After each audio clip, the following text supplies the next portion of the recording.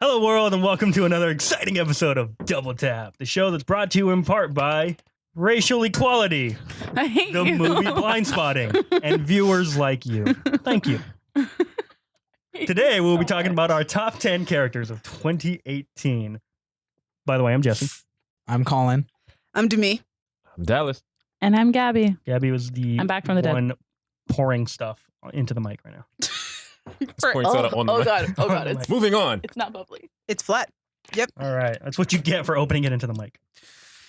All right, guys, so Let's start with our honorary mentions again. honorary mention goes to Emily Nelson, who was Blake Lively's character in A Simple Favor. Oh god. Oh, another honorable mention who was going to be on my list for the longest because I relate so hard to this guy, but I couldn't finally get him on there. Parzival from Ready Player One. Oh. Yeah, that is the closest you guys will ever see to me being on screen, I think. And finally, Elastigirl. Could not get her on there. Elastigirl. Interesting. Oh, and one more. I'm sorry. Gary Kinsberry, who is the cop from Game Night. He's an honorary He was mention. so He was creepy. right. He was Oh great. my goodness. And yeah, that'll be all my honorable mentions. Colin, take it away, Aaron. It's gonna be a bumpy ride. Do you have any honorary mentions? My list has no order, so we'll say no. Great. Okay, so my honorable mentions list is Marlize from The Flash. She was a great character. And Mara from Aquaman. Dallas? All right. My honorable mentions are Eddie Brock, Venom, Domino, Daredevil. Well, those are all Nice. superhero people. They are. Wild. You're right. And Gabby? Do you have any? I don't have any. Cool. I have a Jesse, list. what's your number 10? All right, at number 10, I'm going to put Lizzie from Instant Family, played by Isabella Moner. Fantastic character. She is a teenager whose mother basically abandoned her to raise her two siblings on her own, and she has been doing so relatively well as a teenager can. Does not trust her new adopted parents in the slightest, but also isn't, I was going to say she's not a dick about it, but she really is. Fair. Adults have abandoned her a lot. Especially. Yeah, she basically is the mom in the situation. She also really still cares for her mother, despite the fact that her mother is terrible. It doesn't change the fact that she loves her and wants to get back to her. Sounds about right. And actually, to the point where she convinces her mother to readopt him, despite the fact that the mother knows she is not a good fit to raise him. She signs all the paperwork in her mother's name, and the scene where, spoiler alert, she finds out that her mother is not coming on the day that mom's supposed to take them back to their home is legitimately one of the most powerful scenes of 2018, which is a scene that I reference a lot because it's a scene that made me ugly cry. That's hard to do. It's hard to do, yeah. It's hard to do. It was like lump in the throat, and then you realize the lump's getting bigger. And you're like, oh, that's interesting. This movie's really affecting me. And then all of a sudden, the vision starts getting blurry, and you're like, oh, this movie's really affecting me. And then you feel unbidden. You're like, who without chopping your onions over consent, here? your face just start to scrunch up, and I'm like, I'm not doing this. Who's doing this? And then you realize that you're making audible noises. It's like, Jesus, that scene. I was like Kate Siegel in that Haunting of Hill House scene. Just Yeah. So anyway, yeah, That's your number 10? that's my number 10. Colin, what's your number 10, man? Ooh, boy, time to pretend my list has an order to it. So, my number 10 picking from a hat is... It's a hat with, Anyway, my number 10, I'm going to go with Amaya from Dragon Prince. She Cool. has Ooh. very little Been wanting screen to watch that. time, but just the concept of a deaf general who speaks exclusively through sign language interpreted by her lieutenant is cool. And she's just her design is really cool. And I just I have a thing for generals and people in power like that. And Woohoo. she's more cool in concept than she is in execution because she doesn't have much to do in this show. Yeah. But that being said, she stood out to me in that show. And it's I need to see more of this character because she's really cool. And I want to see what it's like when she leads an army into battle. How does that work? Mm-hmm. If not everybody can see her, I don't know. I want to know. That was another thing is when you said she's a lot cooler in concept than execution, because I was slightly let down by her. And it's only because you told me how awesome she was. You didn't specify the character. You said there's a character who's really awesome. And I was like, ooh, let's do it. And I saw her on screen and I was like, I know for a fact this is the character Colin is talking about. And then I waited for her to do more and she wasn't in a lot of it. And I was like, dang it. I thought there would be more of her, but she is super dope. And yeah, I honestly forgot about that show and I love that show. But like, yeah, she was dope. I want more of her. How have I not seen this show yet? That's not fair. I don't know. It's really Right. good. You just You haven't made the time to watch it. You like, are absolutely correct. You know, it's funny. The other day too, I was watching TV and I was like, I don't have anything to watch. I should put something on. And I went with Better Call Saul. What's wrong with me? I need to go watch the Dragon Prince. Should have watched that. Right? you also could have watched that while babysitting. Yeah, Like, exactly. That would be the perfect Better Call thing. Saul? No, No, you should no, watch Dragon it. Prince. Gotcha. Well, I'm babysitting tonight, so maybe we'll do that. Zummy. My number 10 is an ensemble of characters. It is the characters from The Magicians. I initially only wanted to put one character, and I was like, yeah, Alice. And then I was like, but Margot, but Elliot, but Julia, and I just like went through almost every single character on that show and was like, you know what? I can't choose one. It has to be all of them because all of them together work so well and they all work together like separately as well. All of them are so great and I love them all for different reasons. Alice is the magical genius who is also very power hungry. And I love that about her because she started off as like the nerdy chick who, you know, didn't want to talk to anybody and everybody thought she was like stuck up. And now she's still kind of stuck up, but like she also just wants to have magic and wants power and just she lost her soul for a season and was absolutely fantastic. It's great. And Margot started off as like kind of the mean girl, like cliche mean girl type of person, except that she was actually really nice considering she makes friends with the new guy in school.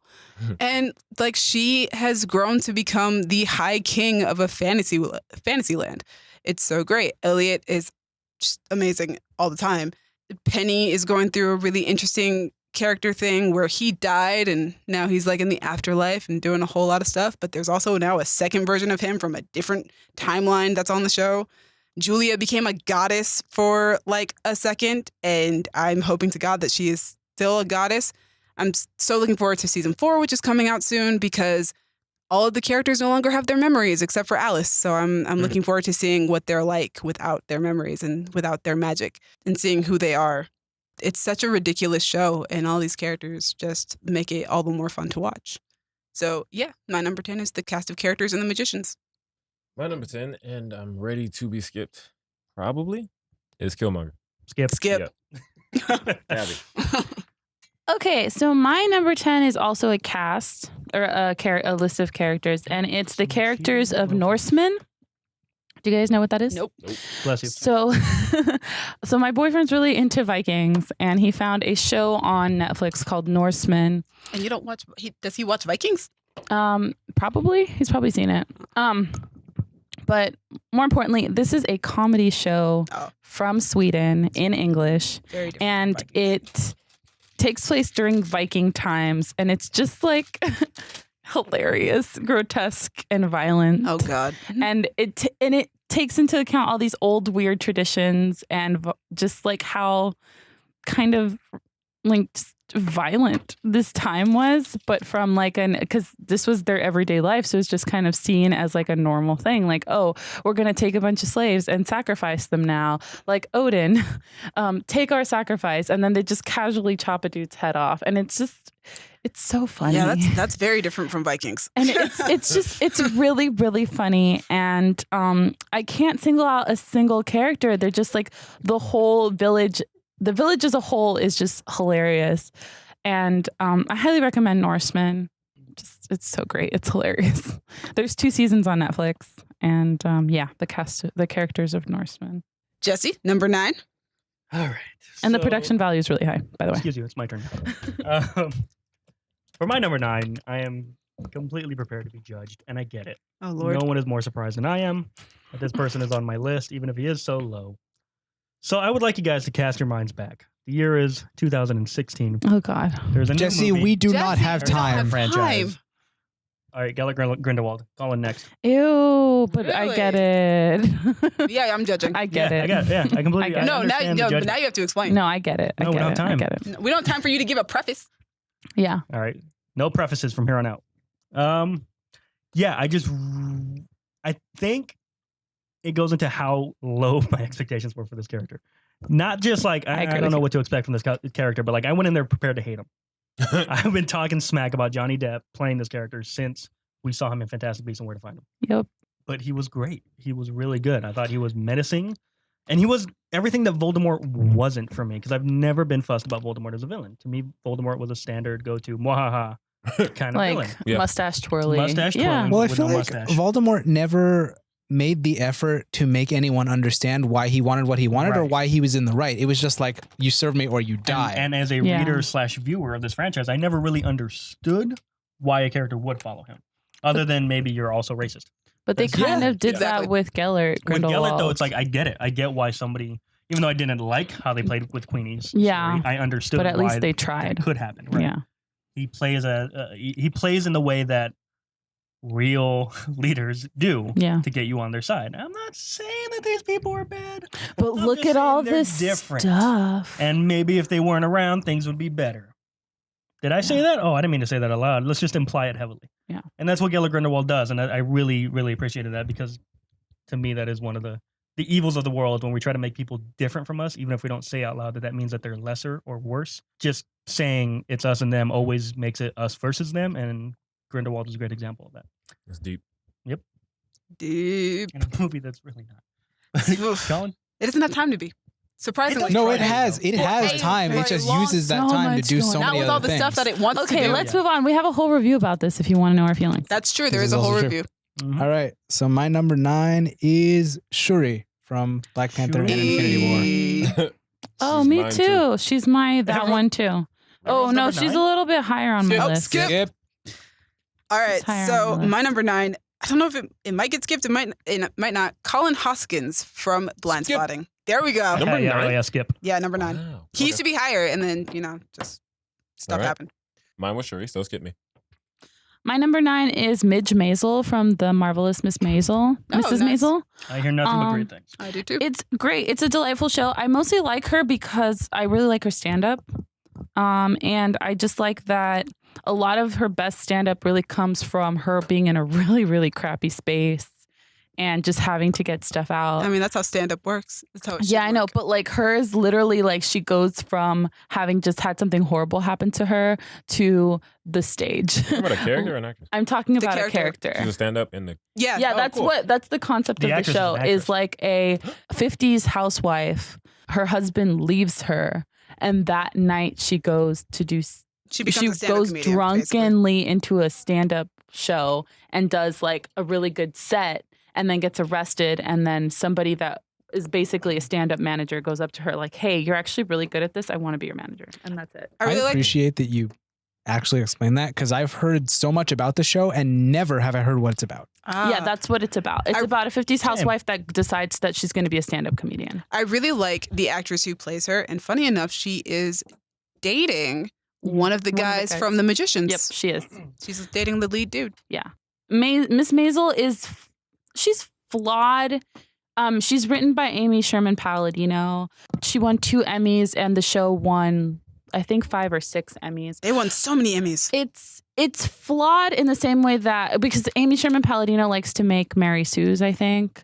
So she's trying to make Maisel into Mary Sue, I think, but Maisel is a flawed person, and I think if they really delved into how flawed she is, it would be an even better show.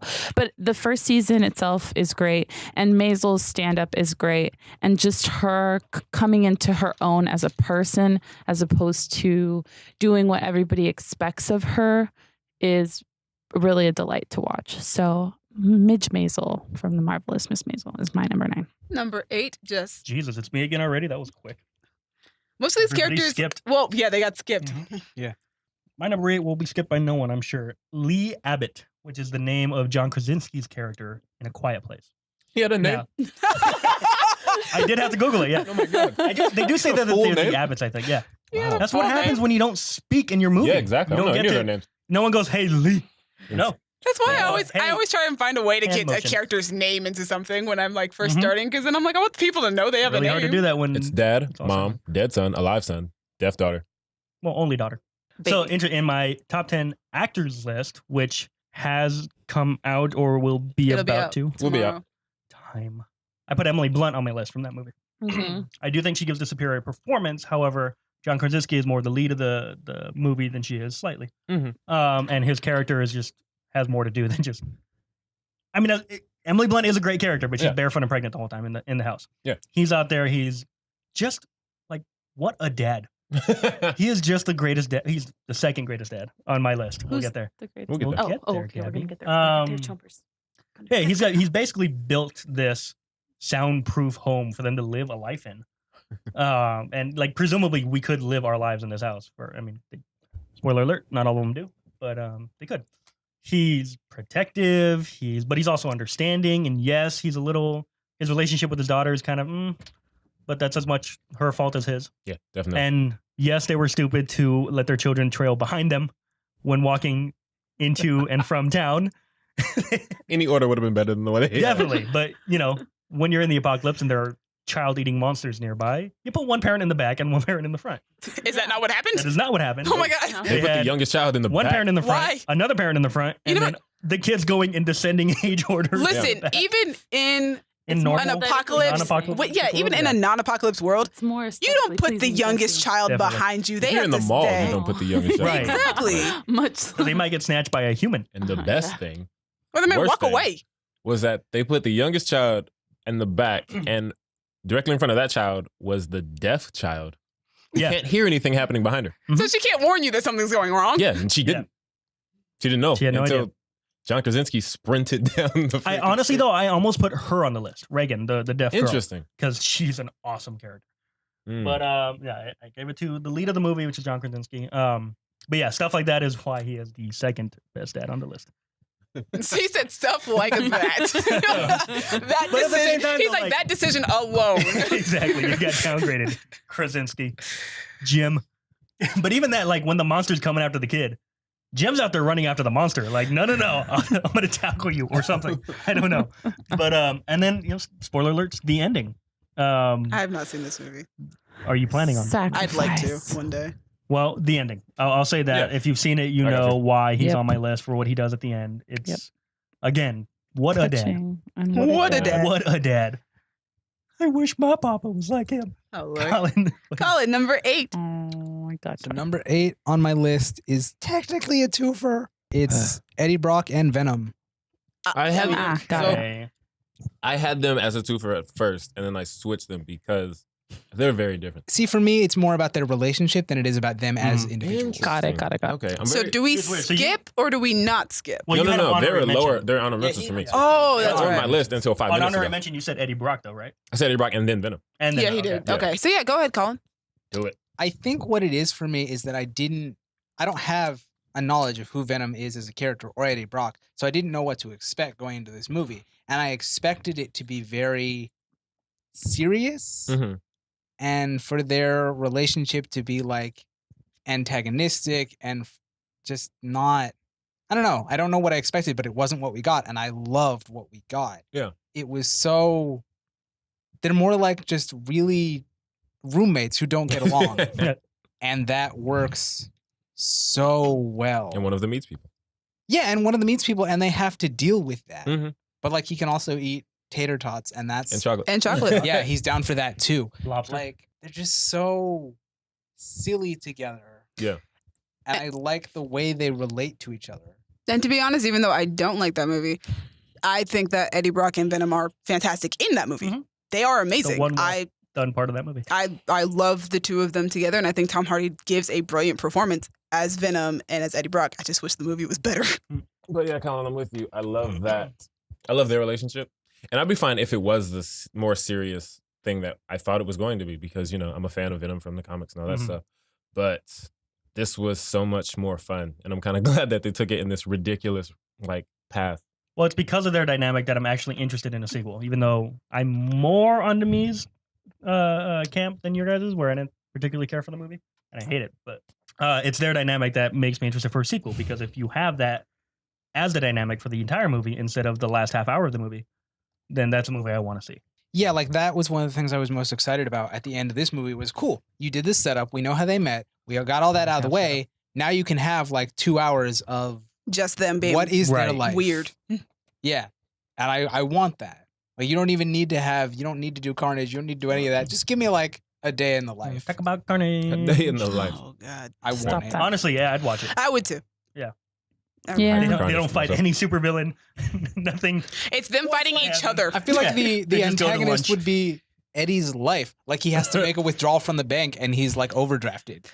He's trying to get old girl back. You know, Venom. And wants then, like, to eat the Venom's like, teller kiss her. That's back. too close to home. I need this movie to stay fun. Oh, Fun for man. me. Ugh. Moving on. Moving on. Number 8 on my list is Mary Walker, aka Typhoid Mary from Iron Fist.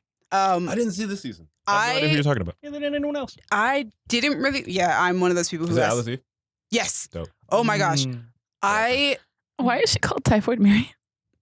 don't know. That's her. You don't know? That's her name in the comic. All right, cool. Yeah. Fuck. I They referred really to named such her after in the show. Typhoid Mary, I don't though. think she is. Anyway, I didn't like the first season of Iron Fist. I just didn't think it was good. And season 2, I liked a lot better. It's still not great, but Alice Eve as Mary, from the moment she steps on the scene, she's so great because her character comes off as so unassuming and just so nice and innocent. And then you meet her other split personality, and oh my God, she is ruthless and cunning, and she's incredible. And the story of Mary in the show is just so great. This idea of this woman who was at war in another country for our country, and she gets taken hostage, and after she's taken hostage, like she's there for days, and she somehow escapes, and she doesn't realize that the way that she escapes is through her alternate personality. Ooh, And it's just, that should be fun. and it's a really well done scene, and Same. Alice Eve, she plays her so well. It's kind of just the way that she plays the good half, and then the way that she plays, like, not necessarily the bad half, because the bad half also becomes a bit of becomes more of an anti-hero by the time we get to the end, where she's kind of on our side, but you can't really trust her. She plays them both so well. One of my favorite scenes is the good side trying to communicate with her other half to get her to help them do something. And she makes a video on her phone. And she's like, the whole season has basically been like, she's been trying to get rid of this other part of herself. Mhm. And the other part of herself is like, I protect her. And you're not getting rid of me. I can't let you get rid of me because I protect you and keep you Yeah. safe. Sounds like what Venom 2 is going to be. And so she makes a video on her phone of her talking to her other half. And so then she lets her other half take control of the body, and her other half watches the video. And it's so Sounds pretty good. dope. Oh my gosh. Alice Eve is great in that role. It's such a great character. It's probably my favorite part of season 2 of Iron Fist. Might have to actually watch season 2 of Iron Fist. Yeah, at Oh, least for Netflix that. is- At least for Alice Eve's performance, because she does such a good job in a show that is average. So that is my number 8, Mary Walker, aka All right. Typhoid Mary. Keeping it Marvel. My number 8 is T'Challa. A Marvel. Keeping Should be it like a Marvel. spin-off show or something. Some Keeping it kind of Marvel. talk show about the MCU. Keeping it Marvel. Oh yeah, we should make that. Why haven't we I yet? feel like We'll we talk to Disney. could. we need to talk to Marvel about that one. But yeah, I was struggling with this characters list only because it's hard for me to take one of my favorite characters when they're adapted on screen. I'm just like, that's my favorite character in movies. I feel But, that. like, It's I so have hard. to, like, pull it down a little bit, which is, I did it sometimes and sometimes I didn't. I feel it. But it's why Eddie and Venom were higher up on my list because I love those characters so much. But I'm like, just the cinematic versions. But I didn't do that with this. I was like, forget that. Black Panther is amazing. And seeing him on screen in live Will always be action amazing. again was fantastic. And then, had to see him die. But that's sad. Yeah. But like he led his own movie and And that movie is incredible. yes, everything So that As we mentioned yesterday. will be said Yep. about Chadwick Boseman tomorrow. By me. Yeah. I think it was just Tomorrow. me. Yes, by Gabby. It's just like it all goes into the character that he's playing. And he's just such a badass. Like, he's so cool. The relationship he has with Shuri is amazing. And I would have said that, but we had to skip it because somebody else is going to talk about Shuri. Oh yeah, he's dope. And he's regal, but not in a way that is annoying or like Perfect. better than, like, he feels like he's regal, but he's one of the people.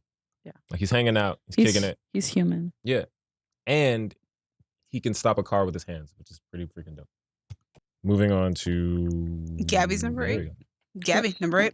My number 8 is Paik Lin from Crazy Rich Asians. Dope. We had a whole review about that. Yeah, she's played by Awkwafina. Piglet was a great friend. She was. And she was out for her bestie. Let her sleep. I don't know how many months in Days. It was just days. Yeah, days in her bedroom.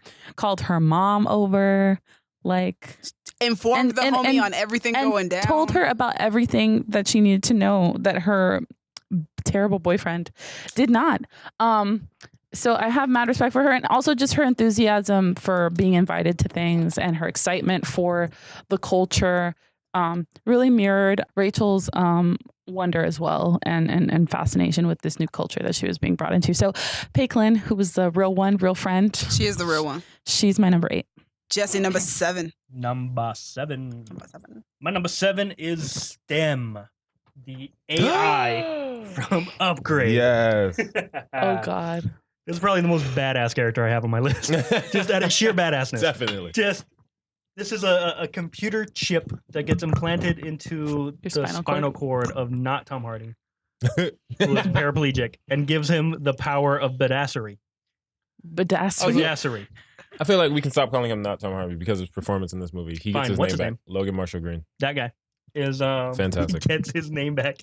You've earned your name, sir. The right to your name. Wait, it wasn't Tom Hardy in that movie? No, it's definitely not. It was the guy who was in Homecoming. Which is why his name is not Tom Hardy. Oh my God. He's also in Prometheus, playing not Tom Hardy. But yeah, STEM. What? So cool. Just the freaking the action sequences in that movie are spectacular, and I attribute those to STEM, not Tom Hardy's character, Logan Marshall Green's character. Yeah. Because it's STEM doing all the work. Mm-hmm. It's STEM going, hey, if you like, I can help you out with this investigation if you drive. This is so freaky. Speaking at you from the back of your neck. But if you want How is he not Tom Hardy? Gabby's looking up pictures of Logan Marshall Green right now. How is he not Tom Hardy? I don't believe this. What's the dude from Killjoys? The dude. What's his name? Which one? Davin the main guy. I don't believe this at all. Luke McFarlane. No. The one with the twin. Aaron Ashmore. That's why I said which one, Davin or Johnny? No one can my point is, this is what happened when I learned that the Ashmore twins were twins. I was like, what the hell's going on here? But then you look at Aaron and Johnny and realize they look different. Yes, and, but while also looking the same. where I'm very confused.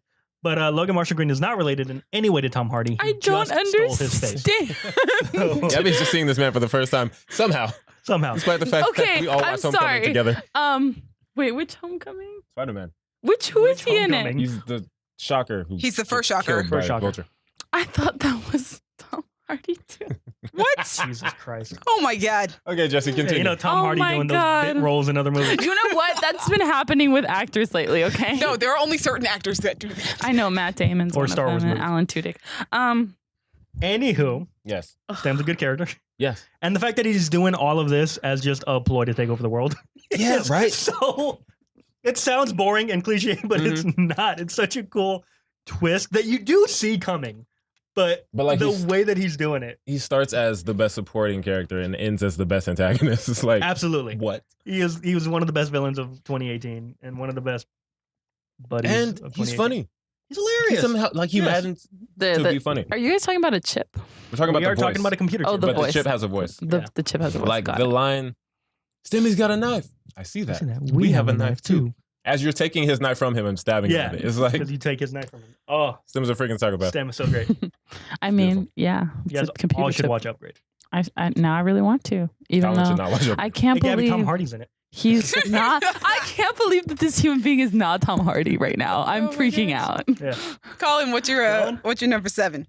My number 7 is the Doctor from Doctor Who. Yay! I don't know if we've covered this already. We have not. Cool. Well, so like, I love Doctor Who. I mean, I did, right? Like, it's kind of like I always have this. If you ask me how I feel about the show, I love the show. But like, I haven't watched it for the past few years because you haven't loved it. I haven't loved it. It got too. It was trying too hard to be epic and mysterious, and the Doctor got, I think, too serious.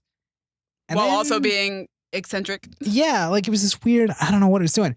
And then Jodie Whittaker came along, and it felt like the show was what I remembered it being. That the Doctor was, above all else, curious and helpful and trying to have fun until Mhm. circumstances get to the point where she can't. You know, because sooner or later, bad things are going to happen. Ugh, You the have to be Rosa Parks serious about it. episode where she has to not I help. keep hearing about this Rosa Parks episode, and I want to see it, and I should see it. I need to see it. I'm gonna see it. So Yeah, good. you really should. Yeah. But like, I love when they put her in those situations where she can no longer do anything to help. Those Where are always she's- my favorite. or has to- Doctor Who episodes. well, the Rosa Parks episode is particular because it's not that she can't; it's that she is choosing not to. Yes, in that moment she's choosing not to because she knows that if she does choose to help, Changes then time. it changes Mhm. things entirely. And I That'd love be a bad thing. I love the reaction on everybody's faces when they realize that there is no choice that they have in this matter. Like, this is it. This is what they have to do. It's funny because, like I just said, those are always my favorite Doctor Who episodes where he's like, "Oh, I can't change this particular instance in history because it's too important to history." But at the same time, every time I see one of those, I'm like, "But what if he did though? What if we didn't go into the darkest timeline?" instead?" That's called a show called Timeless. However, And- if you change the Rosa Parks thing, you are going into the darkest timeline. Are we not there already? But the thing is, like, yeah, she we kind of also. are.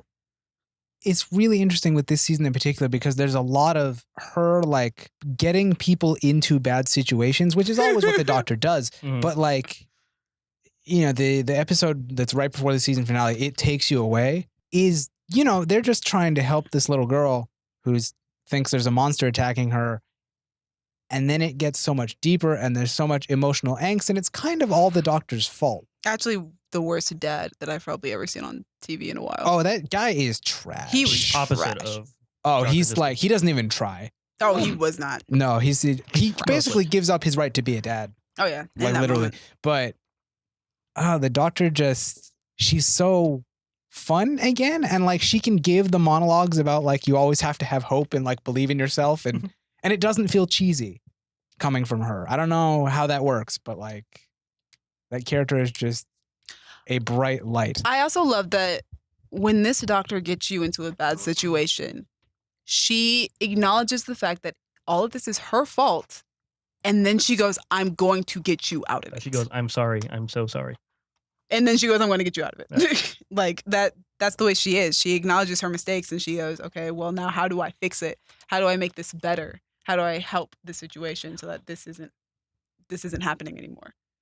And because that's kind of how the companions end up becoming her companions. They end up accidentally on a journey with her because she accidentally transports them along with her. Yeah. And she's like, I'm so sorry. Let me get you back home to where you belong. Like, that's my goal now, is to just get you home, and I will do everything in my power to make sure that happens. Even though I don't currently have my TARDIS. She doesn't have a TARDIS. loses She it for doesn't an in the first episode. Yeah. So that was It tends to interesting. happen to doctors in the first episode. Technically, she Their loses TARDIS it or for their 2 episodes. screwdriver or You're right. She doesn't have it for 2 their episodes. memory. Oh, okay. I thought she didn't have it like right now. Oh, she has it now, but she lost it for like 2 episodes. Ah. All right. So number 7 on my list, which might get skipped, is Domino from Deadpool 2. Am I getting skipped? Ooh, man, I feel like crickets. if she was gonna get skipped, it would have been with me, but she was no, Nice. for me. Yeah, my number 7 is Domino. Domino. Woo. I What a great character, right, guys? even Right, for Oh my like God, Jesse, stop it. stop it. For Okay, this she's not a good character. You're going to talk about it tomorrow. For the small amount of screen time that she gets in that movie, she makes such an impression. And Zazie Beetz is just, right. I already loved She's her. the best. And I was excited from the moment that they cast her. I was excited before that when I found out that they were, Making her looking to black. see black women to play Domino. Mm. But like Zazie, I was like, that's not what I expect, because all I'd ever seen her in was Atlanta. Yeah. All same. she was Van. So I was like, I always look forward to seeing people who I see on like comedy shows or like movies or like drama shows and movies, seeing them pick up a superhero mantle and seeing what they do with it. Yeah. And every time she's on screen, she is magnetic. She is incredible. Her chemistry with Ryan Reynolds, every single time they have like a moment together, whenever they have to talk to A each little other, quip. even over the walkie-talkie when she's like parachuting down luck onto is the. totally a superpower. Well, not even that. Just Not very when he's sympathetic. like, "Well, we've lost everybody," and she's like, "What? What do you mean?" And he's like, "No, don't go towards the truck or whatever." She's like, "I'm already there." Like, It's like, what? Already How in are the you truck. in already? how are you in already? Like, she is so great, and I hope to see way more of her Yeah. in the X-Force movie that is X-Force? supposedly happening. I hope What was the name of the dude, the normal dude who's on the X-Force? What's his name? Paul? Paul? Peter? Peter. Sugar Bear. Oh Almost on my list. Also, Sugar Sugar Bear. Bear. Nah, Sugar Bear. When I saw Yeah. that, I was like, people are gonna love this But dude yeah. for no reason. Number 7 is Domino, especially because I had never read a comic with Domino in it. So I have, and it's funny because like she's really different in the comics, isn't she? She is, but her relationship with Wade is weird. exactly the same, just portrayed differently. It's also her relationship with Cable is much different in the movie. Yeah, that's a whole thing. But like with her with Wade, like how done she is with all of Wade's nonsense, but there to help him anyway. It's the same, but now filtered through Zazie Beetz. In the movie version. I remember loving her first few promo shots because the first photo of her on top of Deadpool is literally their relationship in a photo. That was beautiful. And it was so great because the movie hadn't even come out yet, but it was like, this is what to anticipate from these two. So, Dallas, what's your number 7? I'm sorry, that was bad timing for you. I did that poorly. Keeping it Marvel. Hey. We keep doing that. Don't ask me to specify. Don't ask me which one. Peter Parker. So which one? You have to specify. All of the Peter Parkers. For one thing. You must specify. You'll get it from the context of what I'm about to say. Parker or Peter B. Parker. From the context of what I'm about to say. Don't ask me to specify. It is true. But there's also Peter Parker. So all the Peters. I thought the next sentence I would have to say is going to narrow it down, but it really doesn't. Having to watch him die. It does narrow it down a little bit. It narrows it to 2. Having to watch him die and seeing Tom Holland there we go. Give that performance. I don't want to go. I'm not going to say a whole lot about Peter because, you know, between all the times I've talked about Peter Parker on and off camera, you know how I feel about it. Mm-hmm. But I'm just going to say. But do the people, though? Everyone knows how Dallas definitely feels about Peter Parker. I'm just going to say I almost cried watching that scene. I did cry. And I don't cry during movies. So yeah, when I watch a movie and watch Instant Family, I get close to crying. That's basically the same as someone saying I cried during that movie. So, and it wasn't a situation where like when I saw T'Challa get thrown off a waterfall, for some reason the second time, I almost cried. But because of how the people reacted to it. This wasn't because of anyone's reaction. It was because of him. It was because of Peter. Because of how much I love him and how funny he is and how everything I love about him in Civil War and Homecoming is there in Infinity War. Well, also, I feel like a lot of it has to do with the fact that he doesn't understand the scope of what he's doing. Like, I feel like a lot of his character jumps in like a teenager. Yeah, is like, I want to be a superhero and I want to help. But Thanos is on a level that he hasn't dealt with. Not at all. No one has. Yeah. Jinx, you owe me a house. I think also what adds to it is give you a soda. High stakes Jinx. Stop it. I think what adds to it is also like the amount of guilt that Tony Stark has to deal with coming through with this. Right. Tony Stark has said I think he's at least said it once in a previous movie, if not this one, where he's like, I can't handle, it might have actually been Spider-Man, where he's like, I can't handle losing. It was Spider-Man Homecoming, where he was like, if you die, that's it. I can't handle that being my fault. That can't be Somebody died, me. that's on you. And if you die, I feel like that's on me. Yeah, if you die, that's on me. And to see Infinity War, and it starts out with Tony telling Peter, go home. You can't do this. You can't be a part of this fight. And for it to end with Tony loses him. And like having to watch that is just, it's heartbreaking. Okay, on the one hand, I agree with you. On the other hand, I think one of the main failings of that movie is that we do not see Aunt May's reaction. Because if you think Tony feels bad, oh my gosh, I'm really curious to know what happened between the scenes of her finding out that he is Spider-Man and him dying on Titan. Okay, we're never going to see it either because the next movie will take place. Wait, we know that for sure? I'm sure we'll get some kind of acknowledgement. Yeah, they've already. No, they've already. Again, does she feel guilt? Did she allow him to keep being Spider-Man and she's guilty? Or did she what I'm saying is that we're not going to see her reaction to finding out that he's Spider-Man. That's already been announced. We can find out about the reaction. We can find out about it, but we're not going to see it. One of my favorite moments, and it's very minor, and like, it's probably one of the biggest year moments for me, and me specifically, is when Tony is fighting that giant thing, and then he's about to hit him with something. His name is Cole Obsidian. Thank you. Yeah. I thought you were going to make a joke, but I think that's actually that's literally his name. That's crazy. You said the real name. Okay, so he's about to hit Tony, and it stops, and then Peter just pokes his head out. He caught it, and he's like, hey, Mr. Stark, how's it going? What's this guy's problem? And it's like the most Peter Parker thing in the world because it's like, yes, I'm stronger than everyone here, but I'm just going to casually come in and I'm a kid. Like talk like, hey, what's going on? What's the situation? And then he gets yeeted across the park and I love it. Moving on. You just had Petus. All right. Gabby, what is your number? We're on 6? No, we're on 7. Sorry, you're number 7. Sure. No, we're on Seven. number 6. No, we're on number No, we're 7. not. That was his number 7. Oh. I know Okay. because I haven't said my Did number you talk 6. about your number 7 yet? Thought it was Pake Lynn, but I guess that was my number 8. My number 7 is A.B. Dubinowski from Superstore. What is all of that sentence? It's the main girl from Superstore. She's played by America Ferrera. Hey. Basically, Amy's going through some stuff right now. I really appreciate We Superstore are. as a show, just because it highlights through comedy a huge problem that we have in America, which is our workforce is basically being abused by giant corporations. Got political real quick. Well, I mean, that's what the show's about. It's about Gabby. people that are working at basically Walmart. And the constant problem that they have is that their work life kind of sucks. And the company doesn't really care about them. Like the season 1, they ended by walking out of the store and they were going to strike. And then the corporation came in the season 2 and like thwarted it. But I like Amy Dubinowski this season because she got pregnant and she has no maternity leave. And so she just had a baby and she had to go back to work the next day. And she's just angry and upset and hurt. And it was just, it's a problem that people in this country have. Nah, you could fire me at that point. Yeah, but she needs the money to, you know what I mean? So it's a problem that we have in this country. And I don't what mean to happened interrupt, was, but I have a question. uh-huh. Are she and her husband still together at that point? No. Ooh. Yeah. They're like, it's this problem that they have. And she's just trying her best. She's like in a lot of pain. She has to do all this work. And she just goes off on her supervisor. And it's just like, or her manager. And like, I get it. And then at the same time that this is happening, one of the other managers just had a baby and she's on maternity leave because she's a manager. Wow. So it's just like, it's a really political show, but there's a ton of comedy in it.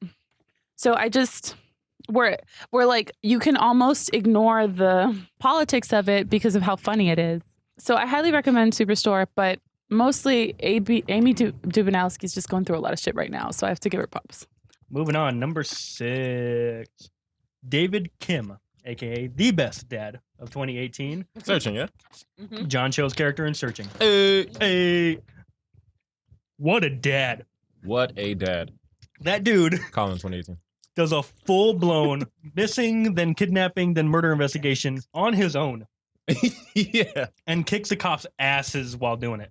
And it's the thing, it's not like he doesn't become super dad, even though he's totally super dad after this movie. It's because of the format of the movie, which is the genre is called screen life, apparently, because there's enough a movies now brand for it to new become a genre. genre. Yeah, it's a new genre coming up. Welcome to the future, guys. Future.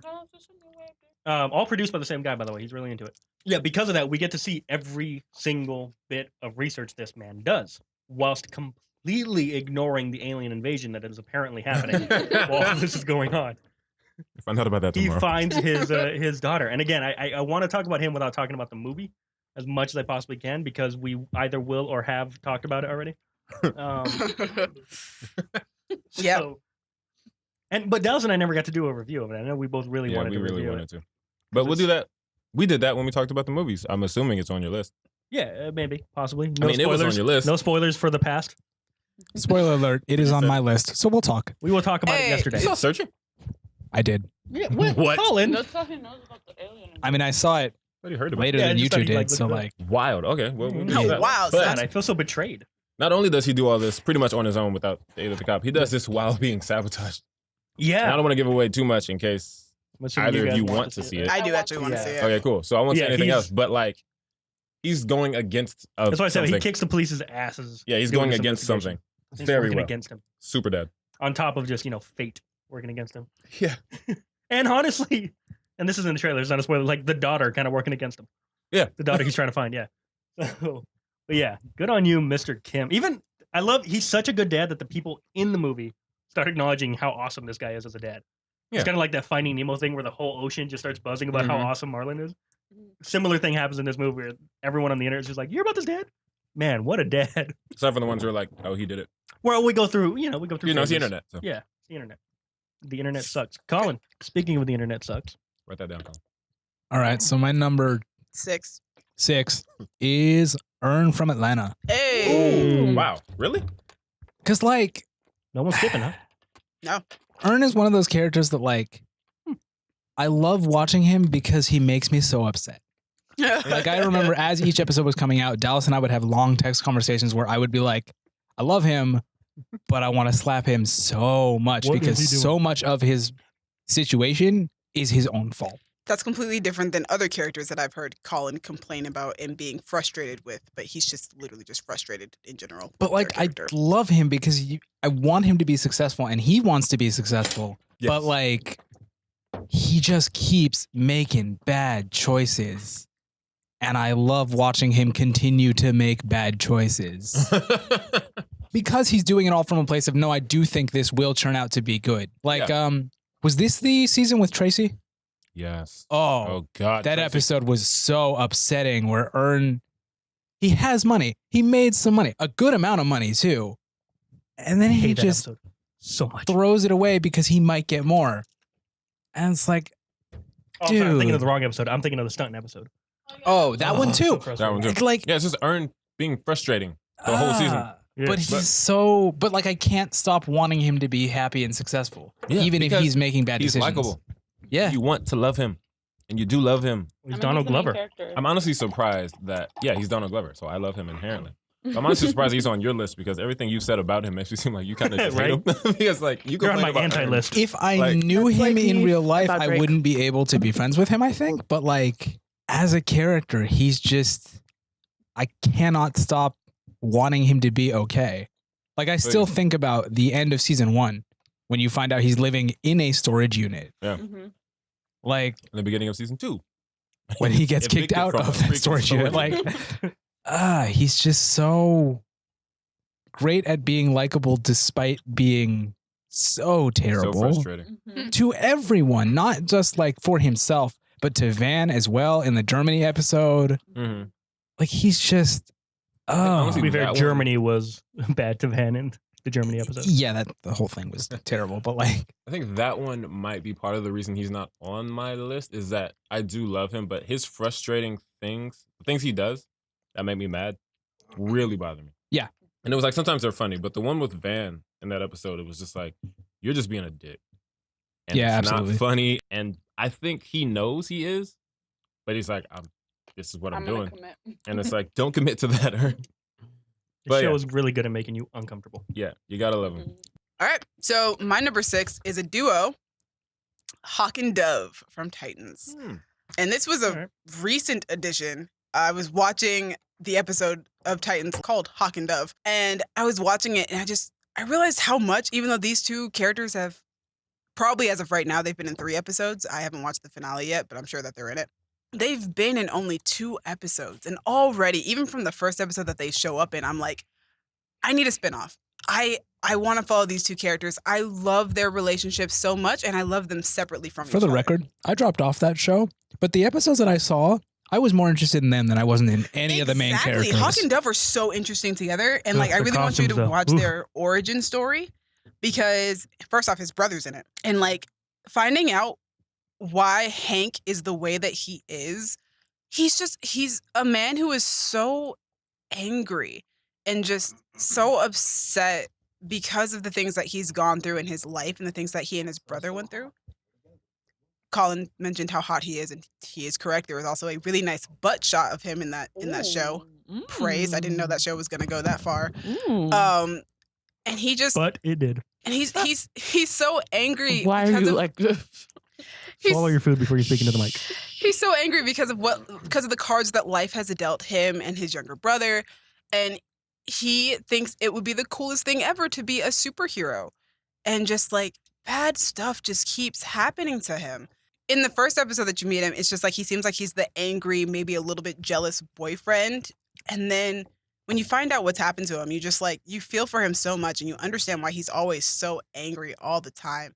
And Dawn is the opposite of him. She is pure light and sunshine. And even she has gone through, the two of them go through something together during a time where they are both strangers. They've literally just met on the street and they experience something together that draws them together as people. And Power couple. basically, and they Literally, they both have powers. they go through a phase of mourning together. And Dawn, despite being a lot healthier in mind and emotion than Hank, she understands where he's coming from. She sees why he's so angry. And instead of judging him and trying to make him do something, if Hank feels like he needs to hit something, if Hank feels like he needs to go after somebody, Dawn is right there next to him to go, yeah, let's do it. This is what you need to be released? Let's do it. Let's come together and figure out how to solve this problem. And I love it so much. From the moment that they meet, it's just amazing. We're talking about a possibility of a couples list. They would be on my list because in 2 episodes, they are already one of the most perfect couples I've seen on TV. And Minka Kelly and Alan Ritchson play them so well. I love them. They're great. And I want a spinoff immediately. Give it to me, DC. Keeping it DC. No, I'm just kidding. I don't have any DC characters on my list. As well, you shouldn't. Colin Hoskins. Hey. Oh, I got I know. Oh, really? We're skipping for you? Gabby, where's your number 6? My number 6 is Shuri. Is she higher up on anybody's list? Nope. No, I think No. we skipped for you. We did. Okay. Woo. My number 6 is Shuri. She was a delight. And we talked about this. Did we talk about this? I don't know. I don't know. What are you about to I don't know what say? you're gonna say.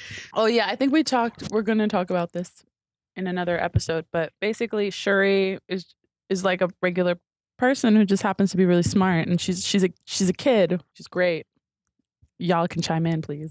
She's a kid. She's great. That's all you have to say, and she's Wow. this high on your Eating, list. guys. This is an audio podcast, Gabby. You should be speaking more than eating. Oh my gosh. Yeah, sure, it's dope. All right, Gabby has quit on the podcast, so we'll take over There's for her. food from in my here. mouth. Shuri is fantastic. I love She's Shuri. Like Letitia super dope. Wright, after I saw her in that Black Mirror episode, immediately I was like, oh, she's going to be amazing in Black Panther. And she was. I love that she's a teenager and like nobody treats her like a child, but they are still very Except for M'Baku. yeah, they're just all very cognizant of the fact that even though she is not a child, they still need to protect her from Yeah, certain things. she's young. So like when she accidentally runs somebody over in her little, and when she takes over that car and she's like, what was that?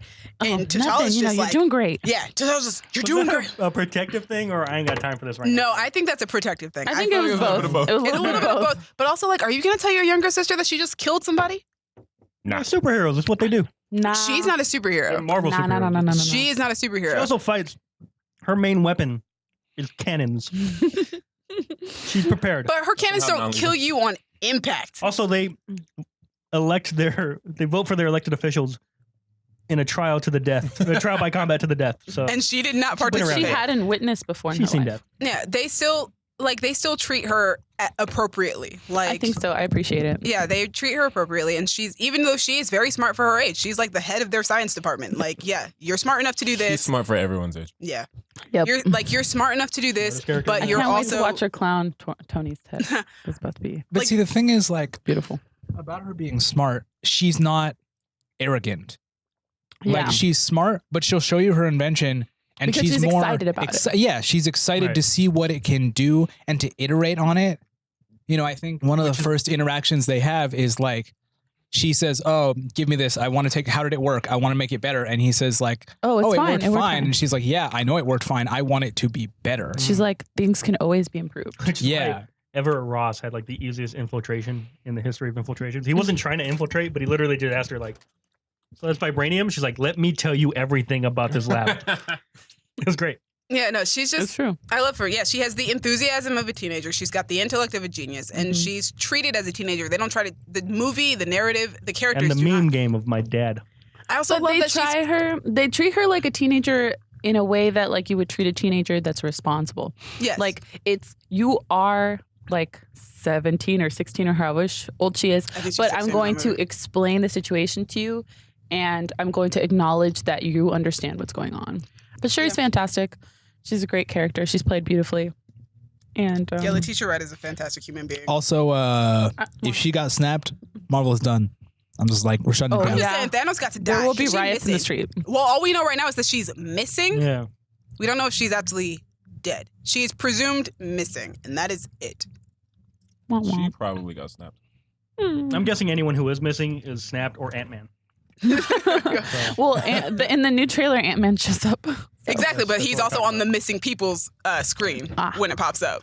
That's the thing is, like, when he went missing, he was in the quantum realm. When she went missing, but it makes sense she that was they the would most assume technically and logically advanced country in the world. In the world. So if they don't know where she is, she's dead. Oh, I love her her knowledge of pop culture, though. Oh, yeah. I love that even though she lives in an isolated country, she's like, what on are YouTube. those? You know she's on Or like, YouTube. she's like, I want to go to Coachella. About a month after it's irrelevant, my dad will send me a meme. Yeah. She's like, I want to go to Coachella. Or, yo, I want to go to Disneyland. Like, she's like, she's up to date on all these things. But like my dad is now sending me Infinity War dusting memes. Oh, no. Your dad's way behind. It's kind of relevant again, I guess. Yeah, sure. Probably why he's seen them, because they came back. You heard of Jesse. Mr. Stark? Number it's my turn. We've reached top 5. I forgot that was top Gabby's 5. pick because she said nothing about himself. I was eating, and also I said a couple things so that we could have everybody It's an was audio podcast. okay. Here's the thing: is we were waiting to talk about it, so I didn't want to be the only one talking about it. You definitely You certainly weren't. weren't. Oh my god, haters. So Continue. number 5, I googled the name of this character because I'd forgotten. So her name is Amanda.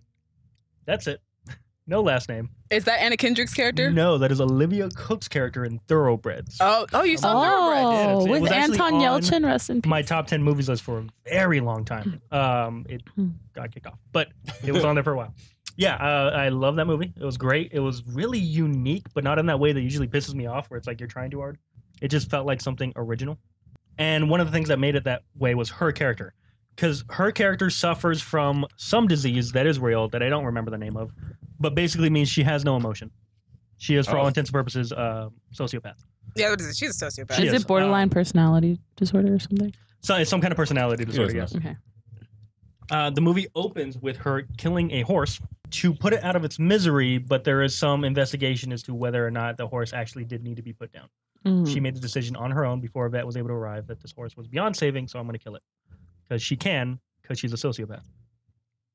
She meets and befriends Anya Taylor-Joy's character, who is a normal teenage girl, but who has an abusive stepdad, who eventually she decides to murder. The Anya Taylor-Joy's character. So she enlists for this task the sociopath. Yeah, why not? To help her out. And she's a great character because even though she is a sociopath, she does have whatever emotion she is able to feel, she feels for Anya Taylor-Joy's character. This is a friendship. I do care about you, and I'm going to help you because I'm already probably going to go to jail for killing the horse. So I might as well just go to jail for killing your dad too because I don't care. Honestly, that'll probably be in a better environment for me than being out here in the real world. You don't want to go, so I'll do it for you. The ending is great. The way that that's all resolved. I don't know if anyone's planning on seeing it. I do kind of want to see it because I did have a fascination with her. Yeah, you know what? It's a fascinating movie, and she is a fascinating character. And also, she's played by Olivia Cook, who is one of your favorite girls. One of my you've been talking about her for years. Absolutely, but also she underplays roles like nobody else. She gives such a subtle performance. There's obviously there's not a lot of emotion involved in the performance, but sometimes that might be even harder to do than actually feeling emotion. Because then you got to make sure you're not emoting. Right. But at the same time, expressing, not emoting, but expressing. Like, I feel like Scarlett Johansson's good at it because she's just mastered the robot voice. But yeah, she does it. Also, the dialogue in that movie is fantastic. She's got some great, the back and forth between the two characters is great. Anya Taylor-Joy almost made my list, but of the two, Olivia Cook's definitely the more intriguing character. She's also got a bias on your side. Well, I don't know what you're talking about, Colin. Number 5. Point is, he thinks she's hot. I think she's a lot of things, Colin. Well, alrighty then. Including a talented actress who played a great character this year. Number 5, Colin. So my number 5 is an ensemble. The Alvarez family from One Day at a Time. Ooh. Because they're all like individually really great, but then the way they interact with each other, like how much they love each other and try to support each other. It's technically season 1 was last year, but like there's a whole arc where the daughter of the family realizes that she's gay and comes out, and her mom, it's interesting because pretty much everybody in the family is like, all right, cool. And then the mom, she says it's cool. And then she goes through this whole episode where she's like, you know what? I'm not really cool with this. Like, this wasn't what I wanted for her. This wasn't what I expected for her. I'm not cool. Like, I want to be cool with this. I should be cool with this. And I'm not. And I don't know how to deal with this. And like, it's just great. Like, and how they deal with like the fact that the kid's dad isn't in the picture, and then he comes back into the picture, and he's really not cool with the daughter being gay. Like, he's like vocally very angry, but like, he's still her dad. So how do they reconcile with it? And the mom still does have some love for him. So how does she deal with it? Like, oh my God, I love that show so much. And the characters, like, the way they talk to each other and relate to each other and try to support each other no matter what is like the best thing. Dope. All right. Anyone have anything to contribute on this? I don't. I'm telling you all, watch it. It's great. So my number 5 is Kira from Solo: A Star Wars Story. Oh yeah. Kira is. I am surprised she is in the middle of the list. She's in the middle. As the list goes on, or just even like on the list at all.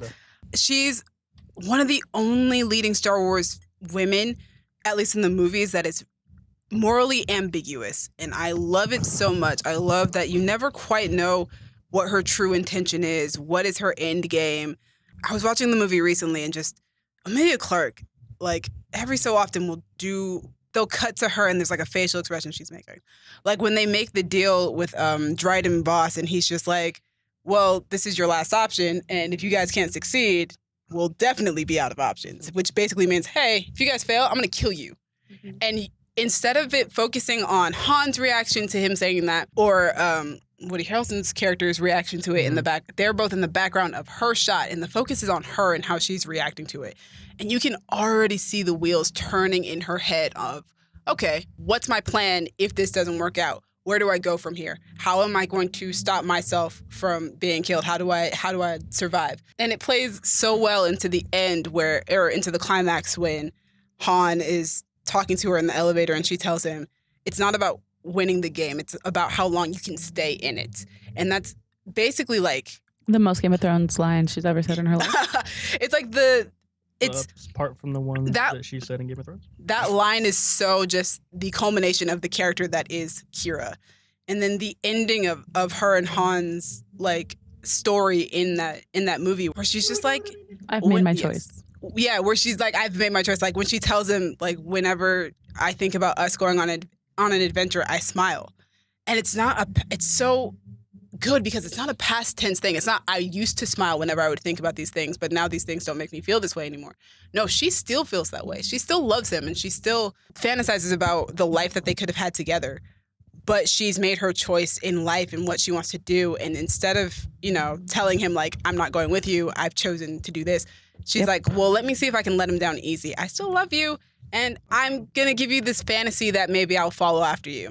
Yep. And instead she's learned from the hard life that she's lived that power is a little bit more important to her than love. And she chooses power over that. And I love it so much. And every time I watch that movie, there's something more about Kira that I enjoy because there's something more to be revealed about her because she is so mysterious.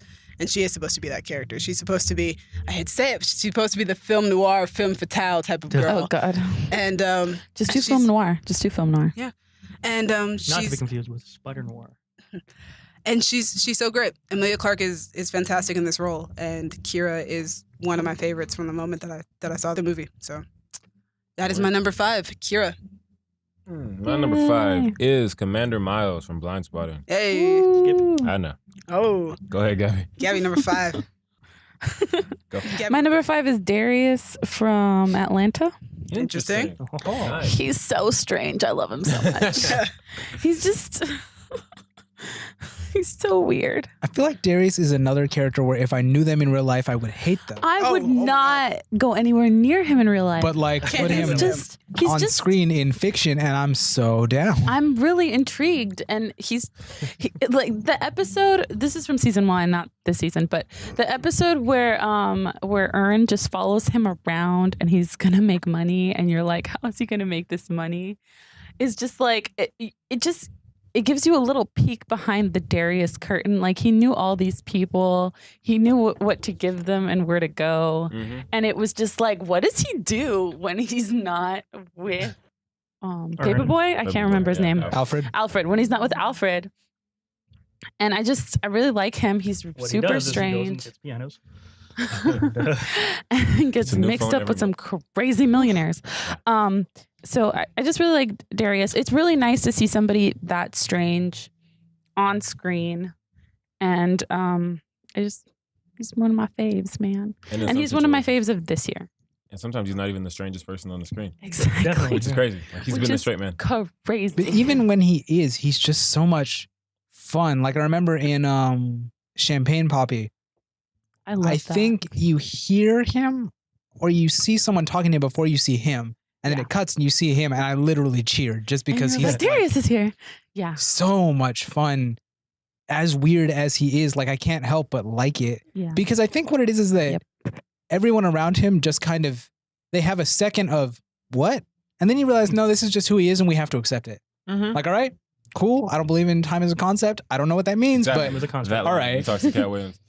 I would say it's nice to meet you, but I don't believe in time as a concept. So I'll just say we've always met. And he looks at him. Also, It's like he's like, talking to her, like, the way that other people Yeah. react to him, like one of my favorite interactions is in I think that same episode, he and Ern are at a gas station and Ern is eating hot Cheetos. Yes. And Ern's like, what flavor are hot Cheetos? And he just Darius goes, goes, hot. hot. And then Ern like chews a hot Cheeto, sits there for a second and goes, I am Yeah. tasting hot. That's what here's the thing is when Ern asked that, I was like, it's hot. It's funny flaming because hot. I've had that And then exact he conversation, said it. but I think it was about icy.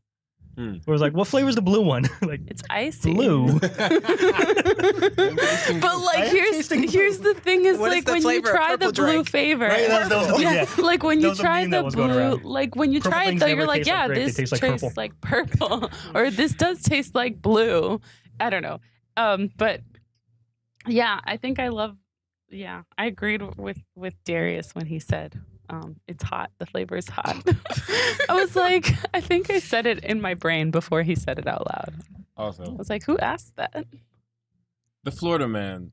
Has become a staple of the Reshoots' daily lives. The Florida man monologue is one of my favorite moments of TV. It's one of the most Period. true to life monologues I have heard. It's one of the deepest, So beautiful. And the fact that they most brought relevant. it in episode 1, right out the gate, Florida man. And I think that was either right before or right after Colin went to Florida. And I feared for I his think it life. was right before. right yeah. before. Yep. I And know, then we so- went back. And then We you guys watched went it, I back. was You like, and Colin and me went back to Go, Florida. Colin. Look at this. I was supposed to go with them, but I For chose the not to record, for that reason. I did Yeah. not get my face bitten off. Oh my Yeah, me and goodness. Colin went back to Florida, and it was really funny because every To be day fair, we you barely went to Florida. You went to Disney World. Yeah, that's exactly what I told you guys. Every day they would send us an article that just began with Florida man did this, and it was just like, guys, Listen, we wanted to make sure that you were cognizant of your. I was like, surroundings. guys, Here's we're in like the problem with Oasis. that, though. What are we gonna do?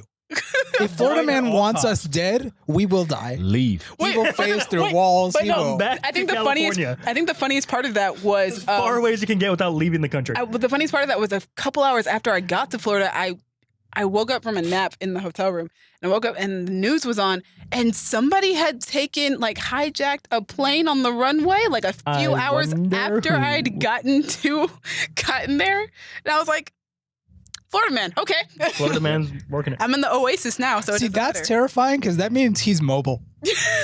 He doesn't have to stay He Florida has a Man. plane now. Georgia man. Oh no. All right, Jesse. Brief aside, really quick. So there's a scene in Atlanta where Teddy Perkins takes a picture of Darius, and in the picture, Darius is in a completely different pose, covering his face than he was when the picture was taken. It's like Barney. So Barney Dallas from- does not have a six-pack. Oh God. However, we were at the beach. I had a camera. It magically appeared. It's took a picture so of weird. This man, this six-packless man, and in the picture, Dallas has a little belly. grew a six-pack Yeah. in the picture. I mean, this photograph. Kayla has also told me this thing where sometimes He will Dallas just imagine- dreams he dreams about of having exercise. like He dreams doing of abs exercise, into life. and in the morning he has a six pack, and I'm like, that's not fair, Dallas. It's not fair. All right, Moving Jesse. on. Shut up, Dallas. Jesse number 4. But yes, Lakeith Stanfield's great. I My love him. number 4 is Cassius Green from Sorry About It. Yes, Perfect. yes, yes. So I said earlier that Parzival is the most relatable character I've seen in movies in years. Cassius Green is number 2 on that list of the characters I related to hardest in movies. Yeah, I Um, watched it with you, and I heard Yeah. you relating. Yeah, I mean, he The whole drives movie. my car in that movie. And He goes up to the gas tank and he puts 40 on too, and he drops And down it's 40 cents. 40 cents. I'm like, Oh That's my the noise goodness. you made in the movie. yeah, I was like, it hurt. And then he goes to work at a call center. Oh my in there. goodness. He gets called out in the middle of a party full of white people. Like, you're black, you must be able to rap. I've been there. You're Mexican, speak Spanish. Like, I can't. I'm sorry. Oh, yes, you can. Come on, say taco for me. I'm like, oh, God. It's just so much. He meets genetically mutated horse people. Man, if I had a nickel. Shut up, Jesse. It's just in. Jesse is about to get shot by a sniper. The shooter will be Florida man. He's going to get me from way over there. Oh my gosh. Anyone else have anything to contribute? I don't know. No, like, I was just You saying. covered it. You covered it all. And I was also, just we saying- covered how much I like that movie and that character Yeah. in My the favorite review. scene We in have that a review movie for is Sorry him to and his Bother best You. friend. And Oh, absolutely. and they were Oh, the scene? complimenting each other. No. Everybody Get drinks. gets a free 1, drink. 2, We get two. 3, We get We'll get all of them. All of them. 8, 9, all of them. All of them. It's on me. We quoted that You line. hope I have a good day? Oh, I hope you have a beautiful day. I hope you just come up, brother. We Hope your month is full of spectacular. I hope you just come up, brother. We quoted that Oh. line for days after that movie came. We saw that movie, went back to see it again, and quoted it as it was being said the second time we watched it. In the theater. That's right, in the theater. In the theater. We were those Jesse people. and God. Dallas just at the same time. All of them. Quoting a lot. All of them. Which is crazy. It's such a long dialogue scene, but we had it memorized after one viewing. Oh It's my amazing. goodness. We knew exactly when it was coming. Beautiful. Oh, yeah. Colin, Oh, my your number 4, man? goodness. Colin, what's your number 4? Colin, All tell us, right. Colin. Shuffling things around. So my number 4 is Cheryl Blossom from Riverdale. Let's talk about Cheryl. Because I just, Cheryl's great. in a show that is by nature ridiculous. Oh, yeah. You can't, like, I I can't. love how you. I don't how you understand guys why feel I about like this that show because there's so much about it that I just should hate. Everything about it is ridiculous, but then you take the rich girl and she's just so much better and or worse than everyone else around her. Oh, she is. I just like, Oh my gosh. I'm looking at lines that she has said on the show. One of them is, "You've got the vocabulary of a baked potato." what does that mean? I don't know what that means. That's like some Rosetta Stone shit. I can't figure it out. I think she's crazier than a serial killer on bath salts. I love her so much. And she's just, Wait, listen up, Fives. A 10 is speaking. I love that. was that Yeah, that one's pretty oh good. man, that's an That actual one's Cheryl on line? another Yes, it show. is. I thought I hallucinated that. I like that one actually. That's not bad. I'm going to use that Oh, later. She's just the best character because nothing about her makes sense. But really, you can excuse it all with she's rich. And crazy. Yes. How does she know how to shoot a bow? I don't know. She's rich. It works. Mr. Andrews, nice haircut. You're looking extremely dilfy today. What? God, What- she looking is a gold mine. Dilfy, like a What? dilf. What's a DILF? Honey. You know what a DILF Oh, is. I'm sorry. I got it. I'm there. I got Jesse. up. I'm sorry. I got up. Listen, this girl has some of the best lines in this show. And But it's also, ridiculous. When they try to get serious with her, it can It work. works. It works. yeah, her coming out scene. So good. Yeah, or like she did have some legitimate angst over the fact that her brother was dead in the Oh, yeah. first season. Well, that, that was a was- while okay. ago. The But, only you know. the only thing that really taints her mourning is that at that point the show was still trying to convince us that there might have been something incestual going on between her and her brother. That's Yeah. weird. Directed by the Hereditary guy? Well, it turns out that wasn't where the incest was. Gross. No, because Alright. see, that's the thing is it's not actually there. Yeah, it's Ah. They don't not go there. all that way. Good. Yeah. So we're not like every other show on TV then. But like, I oh, love she's how that's just a thing now. too Yeah. ridiculous to handle, and I love every second of it. Like, I feel like there's chewing on scenery, and then there's like Cheryl Blossom. taking the Then there's scenery chewing and the way just Gabby chews into the shoving it mic. into your face over and over, and she does that. Why are and you like this, Jesse? Why are you like this, Gabby? Yeah, Cheryl Blossom is a highlight of Riverdale. And if you have not watched Riverdale, I don't know whether to congratulate you or, say That's the that, or thing, feel like, sorry for you. I just- Like, Riverdale is. oh, listen, dude, I the don't. scene where Archie has to save her because she like tries to drown herself. Oh yeah, That was a good scene. but like Riverdale's the thing. I don't. Also, KJ Apa actually broke his hand doing that scene. I don't believe Damn. in art as being good or bad. I don't think you can say that something is good or something is bad. But if pushed, if you held a gun to my head, I think you could say Riverdale is objectively bad, and yet It is still objectively it good. is still one of my favorite things I've ever watched. No. Riverdale is objectively bad and objectively good at the same Well, time. the thing is, it's a show where it feels like one of those things where that I think every creative person have, where you wake up at 3 a.m. and you have an idea, you have a and fever dream. you get up and you write it down because you have to write it down because you don't want to forget it, and then you wake up and you look at the idea and you go, "Oh, this What is the fuck was why this? did I? This was ridiculous. I shouldn't think of things at 3 a.m." Riverdale is all of those ideas put But, like, together, put on and a then they show. put it on screen. With actors that are super committed too. And they are. Yeah. They commit to everything. And the crazy thing is, like, yeah, like, it's ridiculous, but you know that they're trying to be this. It's not ridiculous to the characters, No, too. it's not. But you know that the writers, that's what they're going for. And it accomplishes exactly what it wants to be. It knows what it is, and it does it. Although there have been several occasions where me and Colin have texted each other and gone, so what happened to this storyline? Or maybe we should be focusing on this because this is a rather serious subject that we Okay, should but see, the discuss. problem with that like is Reggie's dad beating him. Like, that we're not just going to happens, talk about that. And then a character comes on screen and says in a deadpan voice, "Jingle jangle," and I can't focus anymore. What's the other one? Isn't that the drug? Fizzle Rocks, but that one I'm willing to give them a pass because that feels like you're trying to not say a brand name.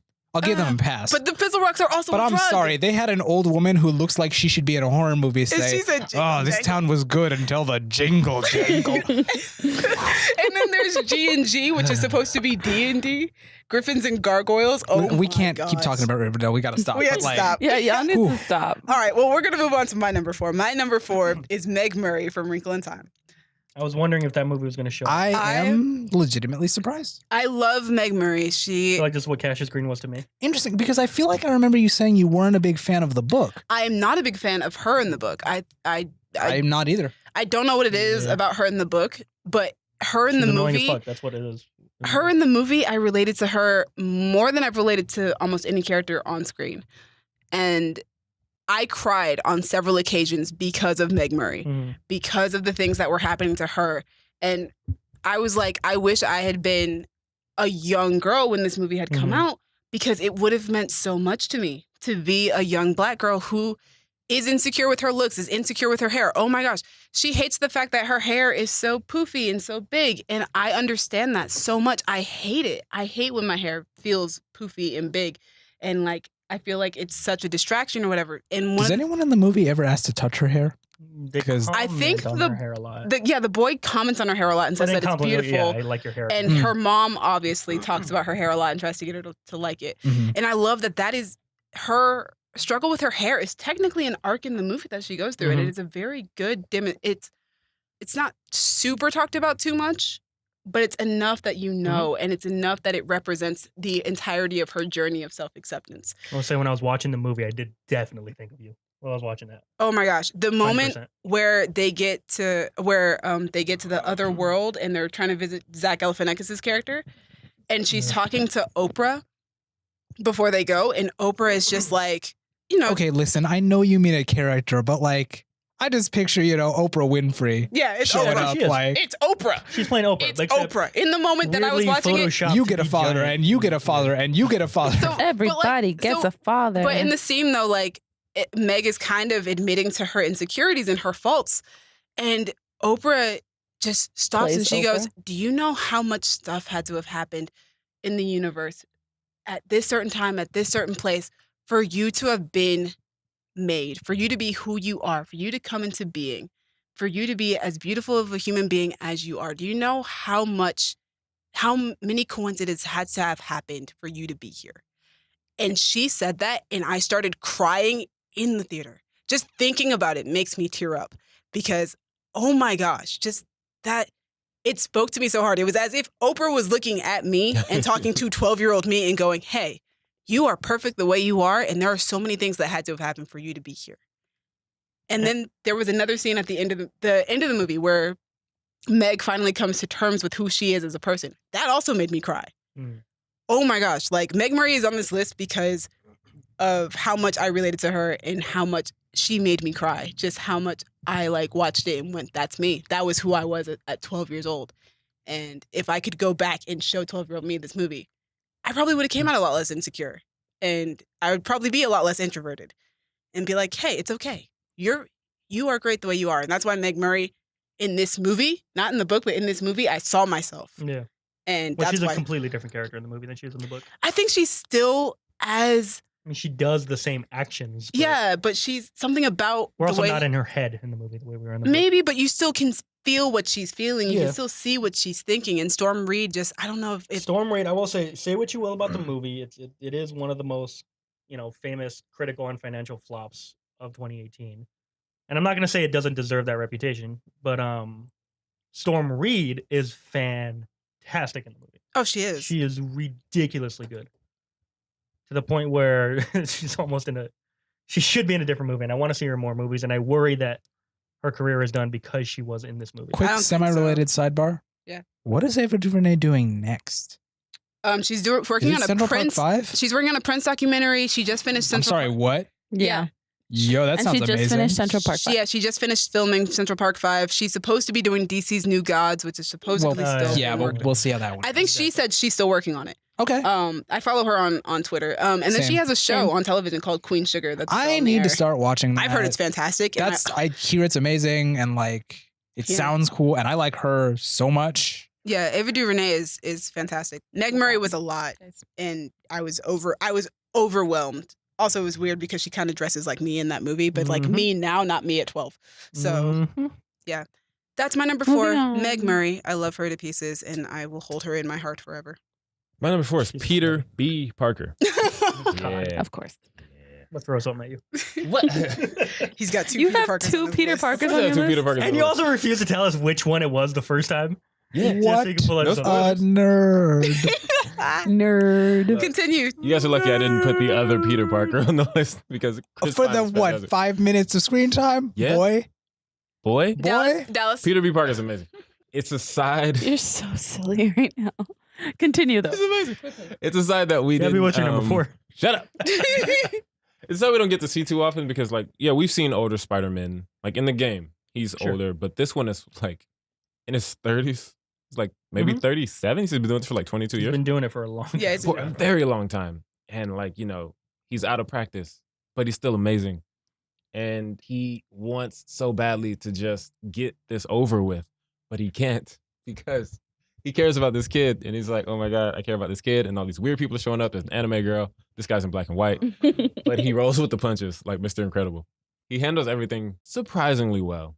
And he gets into a lot of stuff. Well, I think part of him is really excited to superhero again.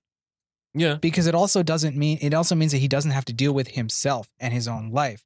I mean, Yeah. he has possibly my favorite line in that movie right before he leaves where he Mhm. asks Miles, how do I know I won't mess it up again? Mm-hmm. Like that terrifying thing of like, I have to go back to my life and I don't like my life and I messed it up Yeah. once and I might do it again. Especially when you consider the Aw. alternative to going back is dying. Oh yeah. That he's He's more less willing to afraid. die. Yeah. He's more afraid. He's not even of- considering Remember, it. the He plan makes the was decision to always- do it. He planned on dying. Yeah. Yeah. His That was the plan plan. was, I'm going to die.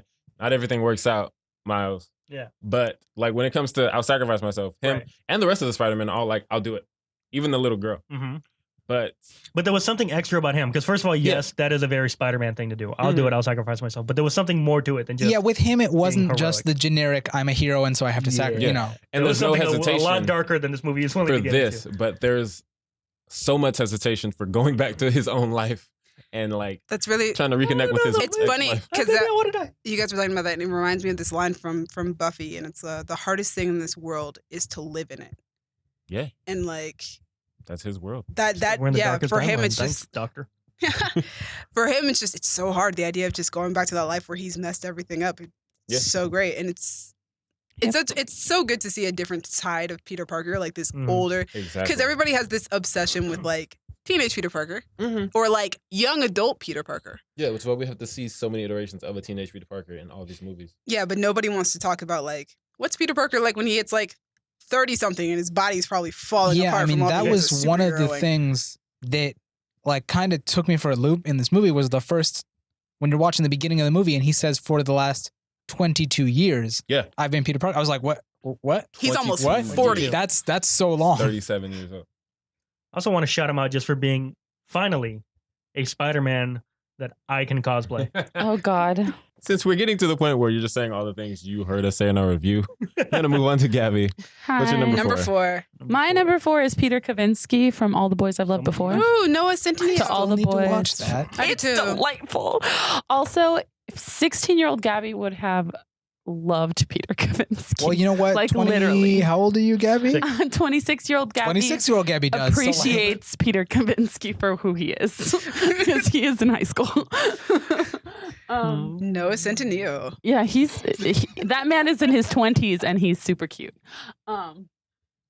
Like, I get it. Like, and also it's just, he was so cute in that movie. Oh my goodness, He I is loved rather it so adorable. much. I loved it so much. I highly recommend you guys watch. Why do you like All the him Boys? It's on my specifically? list. He was just so. How do I explain? He was so charming. He was a super charming dude who was super into his ex-girlfriend and then finds himself also being into somebody else. So you kind of see him grappling a little bit with this one thing. And then he was also he was vulnerable with Largie. Yeah. Largie. So he was like Lana Condor, shout out. there were moments where they were really vulnerable with each other because they'd both been through something depressing that had to do with a parent. They had their little moments where they like really got into their feelings a little bit and they weren't afraid of calling each other out a little bit on their own stuff. And it was really cool to see a teenage boy that was in his feelings and okay with being in his feelings, at least with this one individual. He was also just super charming. And he did this one thing where like they were going on a trip and he really wanted to sit next to her on the bus. And I'm like, oh my God, I relate so hard. Like, going like when we were in high school, I was in marching band and it was a lot about like, oh, who are you going to sit next to on the bus for like however long this trip's going to be. And it was a nice reminder of what school was like. Fun fact. He got on the bus a boy. Maybe he never got off the bus. Look, we don't need your Gambino references to deep cut as Gambino song. But I was gonna say, fun fact, Gabby and I were in that situation involving a Oh bus. God. We went to the Museum of Tolerance Oh, in 10th God. grade. Oh, and okay. It was like a week before we started dating. And it was super depressing. Oh my God, it Drop was that so bomb down. depressing. Yeah, Her I mom mean, was it's chaperone. I supposed to be. forgot about that. Was My that mom the was second a time you went? So is that what brought you guys together? That was the Is that second what time did I it? went. You're like, Yeah, I was like, that had to No, have been the we second were I'm in like the gonna. zone It now. was super obvious to everyone, including ourselves, we were gonna start dating soon. And you chose a bus ride to the It museum. was the of only time I would have Tolerance. ever been on a That's bus to what does it for you. Dallas. We didn't have a lot of bus rides, guys. Like he wasn't in marching band. Yeah.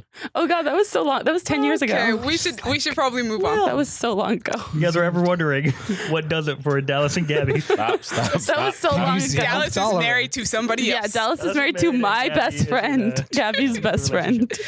All right. If you need a chart to explain the relationship, But Oh apparently God, the Holocaust can we gets not? them going. My relationships are a messed Hit us up up in the web comments. of crazy. moving on. Jesse, It is number not. 3. Top three. Top three. Top three. Woo. Well, at the very bottom of my top 3 is Eric Stevens, aka Skip. Killmonger. Ooh, Saw that skip. coming. I like the Skip, sound of skip, that. skip. Go, Colin. Go, Colin. All right. Go, Colin. So my number 3 is it's kind of an ensemble, but I guess I'm gonna do. Oh my God, just say it. Don't yell You at can do me. an ensemble. I did not. I guess since I'm gonna try to single people out, Seahawk and Scorpio from She-Ra, Hey. the two of them, because like they're side characters, but like Seahawk is just ridiculous. Like I think he's just an idiot, but he's a lovable idiot, and that's great. But like Scorpio she's a like really buff lady with a lobster claw for an arm. And like she comes on the screen and you think she's going to be this like intimidating, terrifying presence. And she's just like a goofball and really charming and like also oblivious in a really adorable way. Like she has there's a whole like part of an episode where she's interacting with one of the, I guess you could call them heroes, one of the princesses who like, they have her chained up, but because her hair is like able to move on its own, she keeps slipping out of her bonds. And like one of the other villains, Catra, is like, what are you doing? She like keeps calling it out. And Scorpio's just like, no, this is cool. Like she doesn't even notice it.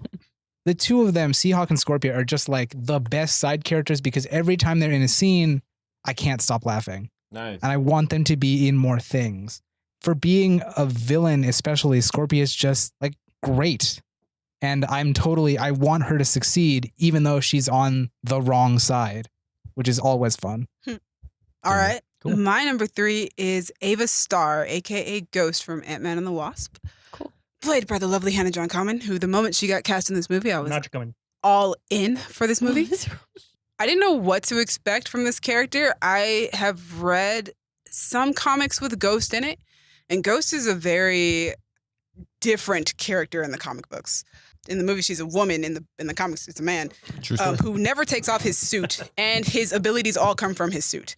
In the movie, she has these powers from a quantum incident, and she basically, it's kind of left her with a disease that leaves her unable to touch anything and to feel. And she probably has like no sense of what it is to actually physically feel something. When it comes to Marvel villains, they're usually very one note. Except for 2018. And I love that Ava isn't one note. There's so much to her that you can learn about her. She isn't just trying to take over the world, unlike what the trailers would have you believe. False marketing. She wants to save her own life. And like, fake news. I feel like that's one of those things where like, if somebody came to you and was like, I just want to live, you'd be like, yeah, I don't blame you. Like, of course but you if do. somebody came up to you and said, I want to rip an old lady apart so that I can live. So a child. the thing was though, and the thing is about Ava is like, she's at such a desperate point that I can understand why she's like, I honestly don't care. But also at the same time, there's not a 100% chance that that's actually what's going to happen. Definitely. So for her, it's like, it's an option. It might happen. However, I need to live. Yeah. And guess I'll live. The thing that makes the rest of us not villains is that if you say, hey, that might destroy a woman, you'd be like, we're at least gonna think about it. well, She was like, cool, let's keep doing it. I don't know. I feel like if you are in constant pain and you know the pain's going to get worse until you die. The desperation was obvious, but is that it? No. Wow. Every time Demi speaks, Gabby's like, shut up, move along. Demi was sitting here like talking about how Meg was such a deep personal character, and she's like tearing up, and Gabby's like, are we done yet? Jesus. Wait, where's Meg? Shut up, Meg. But yeah, I love how much emotional depth that they gave her, and I love that she is morally kind of gray. Also physically when she's in the suit. Yeah. Gray. I also love her suit. Love her suit. I don't like it in the on-set pictures, but in the film, she looks she's cool. half black, half white, so. Gray. I thought it was. Yeah. Oh my God. Her power set in Good casting, guys. her power set in the film also looks representation. her power set in the film also looks really cool whenever she's phasing through things or whenever she turns invisible. Super dope. And yeah, I'm proud of Hannah John Kamen for this role, and I hope that Ava comes back. She looks like, when she does her powers, that's what Into the Spider-Verse looks like for the whole movie. Dallas, what's your number 3? Deadpool. Hey. Honorable mention for me. Guys, Captain Deadpool. He just loves Deadpool. you've heard me talk about Deadpool enough. Let's be honest. I love him. He's my favorite superhero, my favorite comic character. He's funny. He's badass. He's Ryan Reynolds. I'm going to say all this stuff again when we talk about Ryan Reynolds. He is Ryan Reynolds. Actor thing. Yeah. So move along. Gabby. My number 3 is Chidi Anagonye from The Good Place. And Chidi is so cute and so deeply upset. No, Chidi is a professor of ethics from Africa, I believe, or Senegal specifically. And his job is to teach Eleanor how to be good, basically.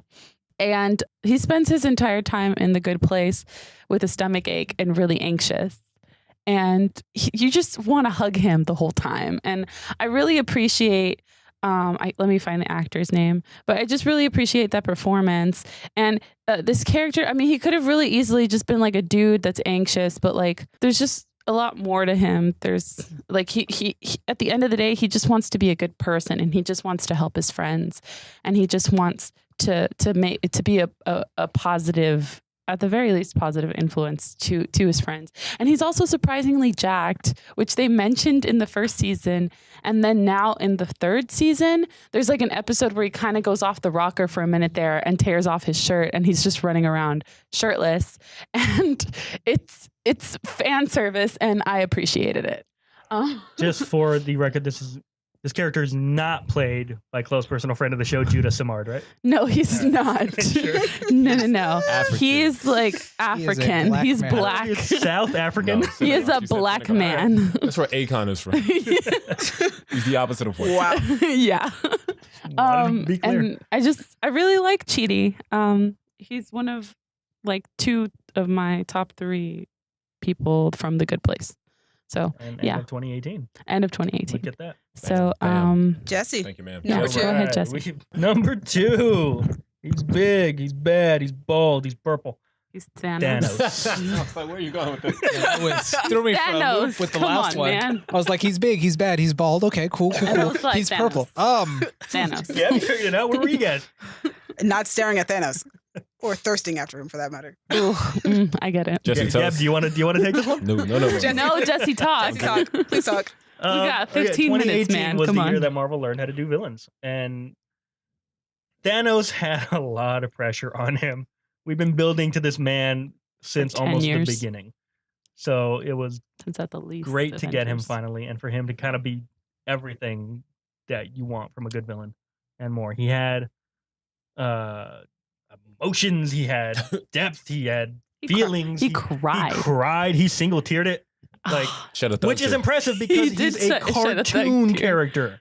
So the fact that they were able to do all of that with that, Josh Brolin's performance is great. He really should get an Oscar nom. Honestly, yes. This is why I'm glad they're starting to phase in younger people into the Academy and making it so that the only a certain population from the Academy can vote. Watching superhero movies. I don't know if And Infinity like War's good enough start to giving get credit nominated, where but credit's he's good due. enough. Just because it's not a low, it's just because it's not an indie movie doesn't mean that the performances are Right. strong. Guys, Soapbox, we're so so off. Continue. Yeah. Continue. But I agree with Gabby Soapbox. Yeah.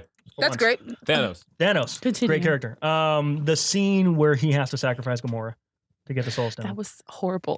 It was, but it was like, it's a lot of it is because of the performances. I spent the whole Her- scene going, you're sorry. about to get murked. Gamora, Yeah, shut up him and and run. The Zoe whole Saldana's time. performance is so great. His motivation, while yes, understandably flawed, there are other ways to save the universe besides killing off half the people.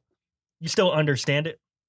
If anyone's driven on the 210 freeway around 5 o'clock in the afternoon, I you think get it. one of Sure. the saddest things that I heard was that, so half the population of everything got destroyed. Everything. Including Including Asgard. the half of the Asgardians Yep. that survived. Ugh. And So the half cruel. of the half of Gamora's Yeah, people. Gamora's and fine. all We were that. Yeah. thriving at that point. Yeah. It's a According to him. paradise. Now Oh, man. it's an apocalyptic wasteland. Oh, Although Thanos. mathematically twice as much as Yeah. Paradise, I think. But everything about it, I loved his look. Clearly, so did other people. Gabby, you want to comment? No. No, we're I talking about loved the effects work on him. I'm the not saying that performance, I the find voice. him that attractive. I'm saying I understand where it's coming All right, from. come on, keep True, pushing. kind of like I not saying I advocate genocide, but I understand Whoa. where he's coming from. No, I'm kidding. This just in. It's just in. Oh God, Yeah, he was great. Anyone else want to say anything? about No, that? No. let's move on. Colin, what's your number 2, man? My number 2, we might still have to skip.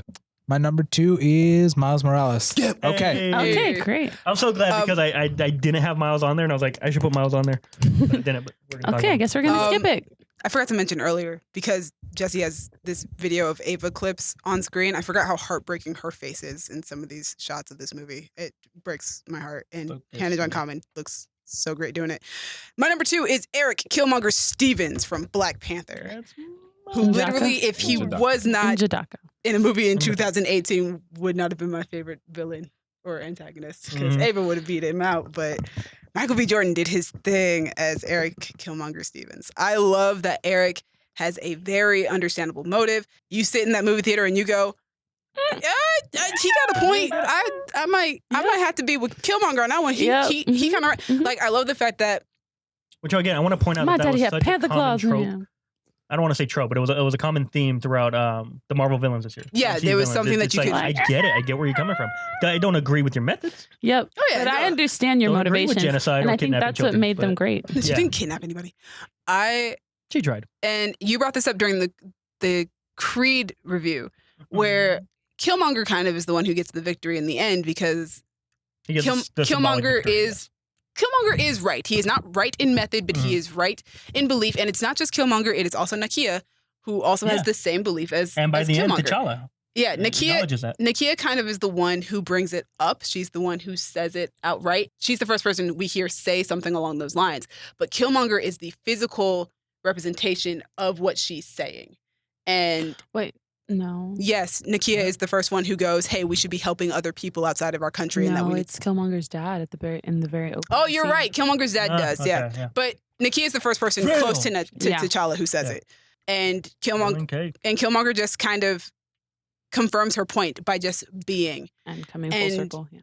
I love how representative he is of the Black diaspora, Yep. of this disconnect between Africa and basically every other Black person in any other country or continent. Like we would like how we don't feel that connection to our homeland. Killmonger would love to be a part of Wakanda, and he just can't. He's not. He is Wakandan, but he is also not Wakandan at the same time. And it hurts him so much, and all that hurt just leads to rage, and he doesn't know how to express it other than to try and free all of his brothers and sisters in other countries. Well, part of he doesn't do it right. That also really sucks for him specifically is that it's one thing to like, I know that some of my ancestors were in Africa, but I don't have any like mementos of it. I don't have anything really tying me to it other than the knowledge that exists. Yes. Whereas he has his dad and he has stories and a journal and so much of a home that should be his that he's never seen, but that he knows so much about. And also goes with the actual memories of a man from there. Yeah. That too. The imagery that is used for Killmonger, and this is one of the reasons why, like, when people are like Black Panther is overrated, I'm like, no, it's not overrated. You just don't get it, because the imagery that is used for Killmonger, like when his ancestral plane, the way it is so different from T'Challa's. He is in that apartment with his father, and like you can. But the thing that was beautiful about that is you could see T'Challa's ancestral plane. Yeah, you could see it in the back. In the it's background. there. It's just so it's you're so close, and yet there's still a separation. To be fair, I want to address the overrated thing, because I do know several people who saw the movie weeks or months after it came out, and everybody in the world's freaking out and calling it the greatest thing ever. And then you go, and what you see is just a very good movie. I understand why people come out of there going, "Well, that was But there are people out there who are see the greatest movie anyone had ever created." There are people out there who are just like, it's not good enough for the awards that it's being nominated for. Yeah, which is a lie. And that's not true. That's not true. That's a different thing. That's not true at all. It deserves what it's getting. The And Eric recognition Killmonger- that But it's then again, getting. that just goes back to Gabby's soapbox that I agree with, which is it's not good enough because it has superheroes in it. But no, even superhero fans, people who love Marvel movies are like, Black Panther's not good enough for the awards that it's getting Which nominated is for. some BS. Y'all just being haters out there. But we got 10 minutes left. But yeah, Killmonger is probably one of the best villains that we've had on screen since Heath Ledger's Joker. Yeah, probably. And that's also, all. and I know most people don't consider this, but I think when it comes to a villain, particularly a supervillain, the look is important. And Oh my Killmonger's gosh. costume is fantastic. He looks so cool. Because the thing, I was so disappointed with T'Challa's costume in that movie after the costume he had in Civil War. But Killmonger was everything I wanted the Black Panther. Also, he looks like a Super Saiyan. He does, but that's does. part of the. And that's he intentional. specifically He looks like specifically- And I love Yeah. it. not any super. and that's He's what such Michael a B. Jordan nerd. wanted. It's Yeah. there for that reason. Also, I Also- love his hair in that movie. Oh, yeah, me too. He is Some thick. people don't. Oh, he's- that's there. There it is. I was gonna bring that up. Oh, Sorry, the my, thing, his like- pectorals I'm just salivating. broke a girl's Like, retainer. his, Yes. you What? know, Yes. his Okay, costume that's is story great, but honestly, I was just here for the hipster outfit in the museum. Oh, yeah, that was beautiful. Just like, Everything about just everything about his costume design. everything about Oh, his by the way, Gabby swagger. will be bringing Brown Panther coming to a theater near you soon. We're writing that. Also, his and his music that Ludwig writes for him. all of his music is so good. Fantastic. Oh. Oh yeah. All Hail King Killmonger. Dallas, what is your number 2? We're thinking about doing another list. It's up for debate, but until we get there, Elastigirl. Hey. Yeah, that's what I was worried. Oh, you were going. God. I was worried you were going there. Yeah. You went there. So we haven't done that list yet. So I'm just gonna go ahead Colin, and don't talk as judge if the we're man. not going to do that list and tell you that Elastigirl is awesome. I don't know. I feel like we can be a little flexible. on She a MILF. Aha, flexible. Ah. Thanks, Gabby. Elastigirl's amazing. She is. Colin looked like he was about to attack Jesse with his, with his mic. that. That was so long ago. We moved on. We're in a different place in life now. Dallas, Okay, let's continue. continue. Elastigirl is my favorite character in one of my favorite movies of the year. Just one of my favorite movies, period, to be honest. Yeah, I bet. 2 of my favorite movies. Shut up, Jesse. Like I said when we did our Incredibles review, which we actually did release, Check it out. check it out, is that Brad Bird does superhero stuff better than Most superhero anyone, movies. in my opinion. And like seeing her be the best example of that just makes her like one of the best cinematic superheroes I've Mhm. ever seen, because she's so badass at everything. And She made stretching cool. I've never thought She stretching made was stretching cool. cool. Yeah. she does things with it that you just You no just one never thought ever about to do but for makes some reason. perfect sense. Brad Bird is like, oh yeah, why wouldn't you do that? Why wouldn't she turn herself into a paper airplane? That makes Oh, my sense. God. It does. And it's just like, I don't know, what's the term? Mary Sue? When it's like, Yes. When they're too perfect, yeah. it's a Mary Sue. But I don't think she's a Mary Sue. I can't think of because a she's problem with this woman. flawed. Yeah, but here's the thing about a Mary Sue is they're You're calling like her Mary Sue, but you mean it as a compliment? Yes. Yeah, That's but what like people always complain about Mary Sue's, and I'm like, yo, the Because only one I can Mary think of is Sue's Elastigirl, and I and Gary freaking love Stu's. it. Mary Sue's are built to be perfect, but she is built to be an exasperated mother. kind Yeah, but of. she's perfect at being a mother. She has Yeah, to deal with her but family she's who's less than but perfect. but she's dealing with it where you could see that she's frustrated. You could see that she's la la la. So A they're not Mary Sue, they're not allowed to show. Yeah, a Mary Sue would exasperation. be like would do everything with a smile on her face, and everything would be done Little to no perfectly. And you're like, That sounds oh, creepy. well, not little to no effort, but it's just like, oh, this is hard, but oh well, la la. And you're just like, oh, they're Oh, yeah, perfect. get I that. hate Yeah. them. So she's the good version of a Mary Sue. Yeah, or I always think like I wouldn't imagine, call like, her a Mary Angelina Sue Jolie's because Tomb Raider. she's Guys, we're going on she's- about this for a while. like I said, she's built to be imperfect, and it just happens. She's We're gonna talk about how First of all, she's built. a good That was mom. exactly- She's thank good. Elastigirl's But built pretty perfect. And To be let's fair, move on. she can control how she's built. So can move yeah, on. She built herself to be perfect. she built Go, Gabby. herself well. Okay, Number my two. number 2 is a character that I don't think I've ever related to a character more in my entire life. The theme of this podcast. And that is Amy Santiago on Brooklyn Nine-Nine. You also look a decent amount like her. So yes. I just have to cut my hair like her and it'd be perfect. And she wears outfits that I would wear. She wears like a button up with like something over it. Like anyway, just the way that Amy Santiago is, like all of more specifically all of her anxious and kind of bad qualities, I relate to a lot. Like her need to always be like liked by her superiors, like her competitiveness, like she really likes Harry Potter. I'm going to mention that again. Yeah, and you just- mentioned that tomorrow. she's into white boys. Like I get it. Like she's basically me if I was a Eric, you wanna tell detective. us? No, I mean I'm into all men actually, but So you want to tell Eric? this just in, Gabby I has think- no I standard. think Eric knows. She's just. I've So never. like, comment, and subscribe. And I've just never related to somebody more. Her dad is like super like protective, very traditional, very her family. Like it's just I've never related to a character more. She's played like by a Latina. The character that I related to more hey, you're like Latina. to yeah, exactly. Hey. That I related to before this was Jess from New Girl, but like not quite. It was more her just like general Jess from New Girl, quirkiness. Latina? No, she's white. Oh. She's the main character. She's at Zoe Deschanel. You've moved. Zooey. Whatever. Zooey. So I had to put her high on my list because I've never seen someone like that on screen, and I really relate, like super hard. And I love Melissa Fumero who plays her, and I really like Amy Santiago, even though sometimes she's super annoying. Jesse, let's get All our right. number ones, guys. My number one. Woo! Since apparently we just jumble people together and be like, well, my thing is the cast of Game of Thrones are number one. Yeah. So my number one is going to be Commander Miles and Commander Smiley. Miles and Colin are my Yes. number one Amazing. combined character of 2018. They're great. I thought you were gonna keep going. Yeah, I was like, you done or? They're great. They're hilarious. They're the perfect couple. If we were doing a top 10 couples list, I mean, they would top it. And they're an interracial couple, so that's good. Look at that. Rafael Cassell alone is an interracial couple. That's true. So I forgot Colin was on my list and I didn't talk about him.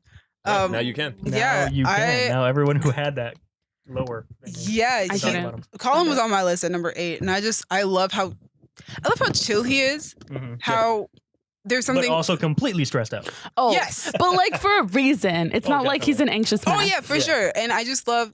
There's something so good natured and wholesome about Colin Hoskins, and I just can't explain it. I don't know what it is. Well, also, just from a writing perspective, these are two of the most well thought out characters I think I've seen. They feel all like year. people. They feel like people, but complicated people. Too. Yeah. And it's great. Like, I would love to hang out with either of them. And we can either go out for drinks and just have a good time, or we can sit and discuss the universe. And I'm happy to do either. You know, we can talk about anything with them too. Yeah. And since it seems to be a theme of this podcast, I want to talk about being able to relate to a character because, About time you got one. right? Colin relates to no one. But I relate to Colin. Hey! Hey, so it's interesting because Colin Hoskins is, clearly not me. He's very different than me. I would hope And so. But there's a scene where he's like yelling at Miles. And he's like, Close personal friend of the show. exactly. So, And it's just like, I walk around and people see me and they think a certain thing of me, despite the fact that I'm doing everything I can to not be that. Yeah. right. So like, I have to deal with the fact that they see me, like they look at me and they see something else. It's like what And his They look at me and they see you is basically what he's saying. Exactly. What you And, like, actually are is what they see when they look at me. And it's like, I know people who like, I look at them and I'm like, you are what people see when they look at me, and I freaking hate it. Oh my But God. none of my really close I friends are wanna know. like that. So Good. yeah, exactly. I'd hope none of us. Nobody sitting in here is. So none of us is a thug. Exactly. But it's Damn just it. like, Excuse you, his wife is a thug. Oh He's yeah, not Kayla's her. a thug. yeah. I look at According to Kayla and I'm Kayla. like, people think I'm the You ignorant are the thug that they're out here gun-toting. looking for. that you do. But yeah, it was So just great. good to see that in the movie, and that's part of the reason why I loved it so much. Because like he really just wants to like lay low, and part of it is he got himself in that situation, Definitely. and I fortunately have not. But even that is, again, the theme of the podcast is I get it. Mm-hmm. Like you understand how the situation that got him in trouble happened. But I think that's the thing, though. I Yeah. think a Even though it character. was a stupid I thing. think a good character, for the most part, unless you don't want the character to be understood, Mhm. a good character should be understood. You Yeah. should understand. Yeah. But that doesn't mean that always happens. Yeah, it doesn't mean that always happens. But for the most part, unless your character is supposed to be mysterious and you're not supposed to understand any of their motives, Yeah. like, yeah, they should be understood. You should be Mhm. able to fully understand why a person does the things that they do. Yeah.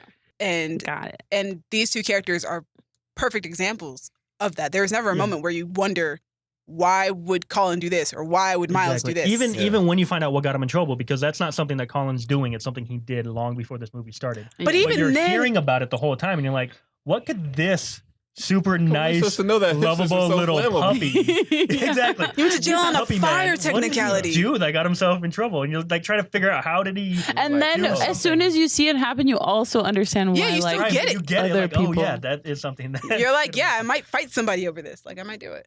definitely. But also, yeah, it's just because you have both of them right. And Yes. Okay. Colin and Miles. so like that argument scene, when they're yelling at each other, Mhm. I have never agreed 100% with both people in the argument.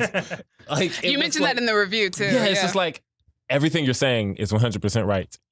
But somehow everything he's saying is 100% right. And that was another reason why I also liked Val, because Mhm. even Val, like, Yeah. yeah, you might get annoyed with her sometimes, but she's also Played not by wrong. But you can Nina see, Gavankar. like the moment that you see Val see what Colin did, you're like, oh, You're like, yeah, I can understand I why you get are the way why that you are. That's all that she sees. And everything that she says about Miles is right. She's not wrong. Mhm. Like, yeah, these things about Miles are true, but it becomes a matter of, is Colin willing to accept those things? Right. Is he going to accept these Well, things in that's his what life? I'll say. I love the relationship between these two men, even when they're not together. Because even in scenes like that, you feel the relationship between the two of them when he's talking to Val. Because yeah. they're talking about Miles. Yeah, see, yeah. Or He's like, he's my best friend. And the Right. funny thing is, me, you, and Colin have all been, Colin Our that's sitting Colin, here, our yes. Yeah. Colin, we have been in that situation. Like, yeah. like we've had that question of, Mm. you need to either get rid of this person or why are you still friends with that person? And all three of us have gone, well, they're our best friend. We're going to have a conversation when you guys are done with this podcast. Oh God. We have questions. I already know the answers. You know the Yeah. answers. What we're talking about. But I like, do not. but like know. we've been in that situation, and like to see I that give a on speech and everything. screen is like, yeah, I feel that, I get that, I understand Yeah.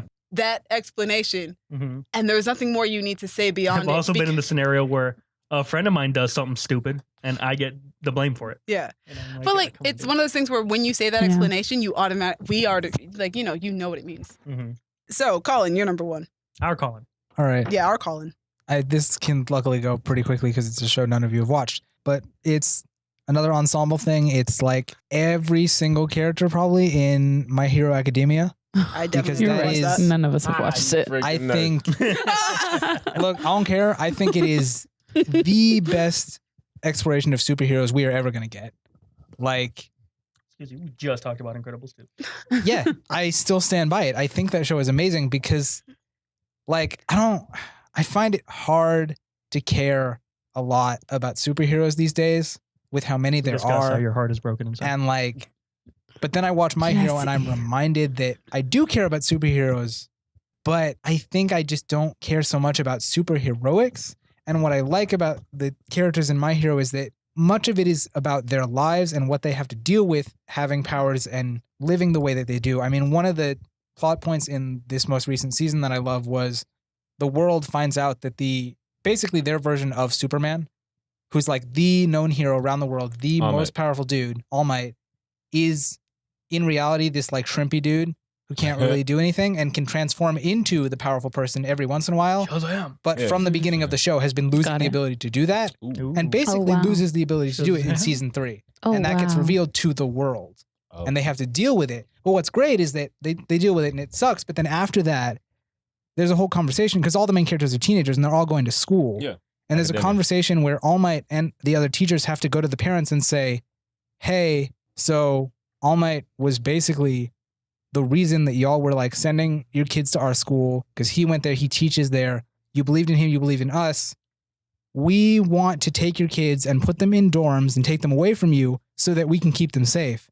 And there's a really good conversation between All Might and the main character's mom, who knows that her kid is a hero because All Might exists and because he was inspired by All Might, Mhm. where she's like, I don't trust you anymore because you've gotten my kid in danger over the years as it is, and now you can't even do anything anymore. I can't bear the thought of my kid being a hero if it means he's probably going to die. Is that Deku's mom? Yeah. Mhm. I love so much the way the show deals with what it means to have powers and also be a person. Yeah. And how you have to balance that. And I think that sometimes superhero stuff, like the Marvel movies, they don't have enough time for that. Definitely. They're more about And being that's, a superhero. that's not like they can't have the time for that. You only have 2 hours. You have to fill it with superheroics because you do. But That's what we pay money to see. yeah, Right. and that makes sense. And I'm not I going get to what say you're that saying. that's You don't see Captain wrong. America go to the grocery store. right. And that's one of I the things I would- like about My Hero would is that watch there's Chris an Evans entire do anything. episode that's just the I would watch kids him both of decorating those. their dorm rooms. And that is as thrilling as watching the kids fight villains. Which is again why I love the Incredibles movies because they do take the time to show marital strife, Hell yeah. babysitting, stuff like that. Yeah. One thing I will say is that if there's an anime that I'm going to start watching, Probably be that one. It's the Dragon It's- Prince. definitely going to be My Hero Academia. Yeah. Because I've been told by 3 separate people in 3 separate times, assuming I'm not missing anybody, Time is a construct. that I need to watch this show because it's so good. And That's it's always been when you know personally you need to recommended watch for me. something. And it's like, yeah, this sounds like if there's an anime for me, it's the one about the freaking superheroes. So my number one on my list is also an ensemble. It is the cast of characters from Killjoys. For reference, Demi is wearing a Killjoy shirt. I am. I'm wearing a Oh my Killjoy shirt that goodness. happens to have the I character think names most on them. of your shirts are Killjoy shirts. They're actually not. This is the only Killjoy shirt I own. Oh, I've Um, just seen you wear it a million That's times. why I then. wear it so often. It's the only one I have. I love every character on that show. I initially was just going to put Dutch on the list because Dutch is my favorite of the show. Is that But- Hannah John Kamen? Yeah, it's Hannah John Hannah Common's John Kamen. main character on the show. But like, just there are so many characters together that make this show what it is. They're all such a big family. But the ones that stick out most to me are Dulcea Kendry, who is anti-hero, brutal bitch type of character.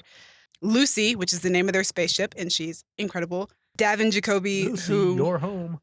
Davin Jacoby, who is the soldier boy of the show, and he's grown so much since the beginning of the show, from being this soldier who runs away from everything to being now a father who absolutely adores his son and will do Crank that. anything and everything to take care of him. John Jacoby, Davin's brother, who is the nerd of the show and is their ship expert, weapons expert, all the things. And his platonic soulmate relationship with Dutch is fantastic. And their love for one another that is completely platonic, but could be romantic if you really wanted to go that way, except that Dutch is totally into Davin, and Davin is totally into Dutch. And this season, they introduced Jack, who is Davin, Anila, and Dulcea Kendry's son. And Jack is the coolest new character that they have introduced. I love him so much. He is precious, and there are no words for how much I love this boy. He's just so great, and he's such Which boy? I lost track. his name is Jack. Cool. And he is such a Jacoby, and it's perfect. He is his father's son. And then there We're are all Jacobys, aren't we? then there is Anila and Dutch, and Anila is super old and almost immortal and great and super like villain-esque, super insane, eccentric, but also like doesn't really feel anything unless it's Dulcea or Jack. Yeah. And Dutch, who is one of my all-time favorite characters of like ever. She is just so cool. And the thing that struck me about her was from the first time I watched the show is that most of the time you have the mysterious character with the mysterious background, and they're usually like the hero of the story, but they're also usually a man. And you just kind of go down the line of trying to figure out who they were, who they are, and why their history makes them who they are now. And Dutch is great because she was a child assassin, and she's the one who gets the mysterious storyline as the show goes on. And the show is all about her and her identity and who she is as a person, and her making sacrifices for people and people gathering around her, because as much as she might hate herself, everybody loves her because she saves everybody. And I love her. And this is the show that brought me Hannah John Common, and she's incredible. So No, John Common. yeah, so this ensemble, and that's not even all the characters, but that's like this ensemble. All right, I felt bad about putting 2 as my number 1. Yep. Jesus Christ. Dallas, who are your 17 number 1s? Okay. I was kidding. Oh, you are so lucky that Deadly Class hasn't come out yet. I would have had them I'm on not this lucky. list too. Our viewers are lucky. Our listeners, all one of them. So, So, Dallas. sorry, Rafa. My ensemble cast is, yeah, you got it. No, I'm just kidding. It's just Miles Morales. Perfect. All right. It almost was the entire cast of characters. Yeah, it though. literally, Yeah, like, it I could've been. thought about just making it everyone in Into the Spider-Verse. Because I'm still upset I couldn't put Liv on there. But you saw Oh, the great. review. You It's know how Liv. awesome she is. You also know how awesome Miles is because you saw the review. Miles So is we're going to give it to Gabby. Who's your number 1? My number 1 character of 2018 is Janet from The Good Place. None of y'all watch The Good Place. No, but right? you- We've established that over the So last many few hours. hours. Yeah. So Janet is hard to explain what she is. Oh, boy. She's basically a celestial being. The closest thing that I could approximate her to is she is like an all-knowing robot, but she's not a robot. She's like a celestial being. And she can get you whatever you want whenever. She has like this magical power where if you can ask her for something, she just makes it like plop in place. And she also has all of the knowledge in the universe, and she knows everything that's happening all the time.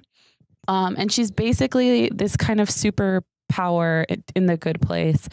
And the last few times when they've gotten in a little bit of trouble or they've almost gotten in trouble, Janet has saved them miraculously.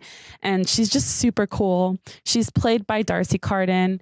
And there was this episode where they all got pulled into a void and she was magical. And I'm going to talk about it more on a different podcast. Or did you already?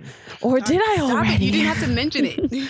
And Janet is just, well, first of all, she's a complete delight because she's super sweet and super nice and just out to help everybody. And 2, she's super OP and she is aware of how OP she is, but because she's like a good place, a nice Janet, she doesn't like go on and on about it. She's just there to help. And I love her. She's great. And those were our top 10 Yay. favorite actors in movies. That was favorite Characters. It's been a long day of recording movie characters in movies and TV of 2018. We made it. We did it. If you're still with us, God be with you and your family. Please, Jesse. for the love of all things holy, like, share, subscribe, comment below. Let us know your favorite character in movie or TV of 2018. And if you got a wild card in there, a book character, a play character. Oh, so they can do it, but they can we do whatever can't. they want. Colin, the customer, is always right. Yes. That is most certainly not and- true. All right. Okay, And tune and in. scene. Hey, and tune in tomorrow for our favorite actors of 2018. Can't wait to do that one. Yeah. So, Yeah. anyway, guys. So, See you later. yeah, let us know. Bye. Tag Rafael Casa on this video, please. Let him know that we love him. Have fun out there. Have fun out there. Have fun. Bye.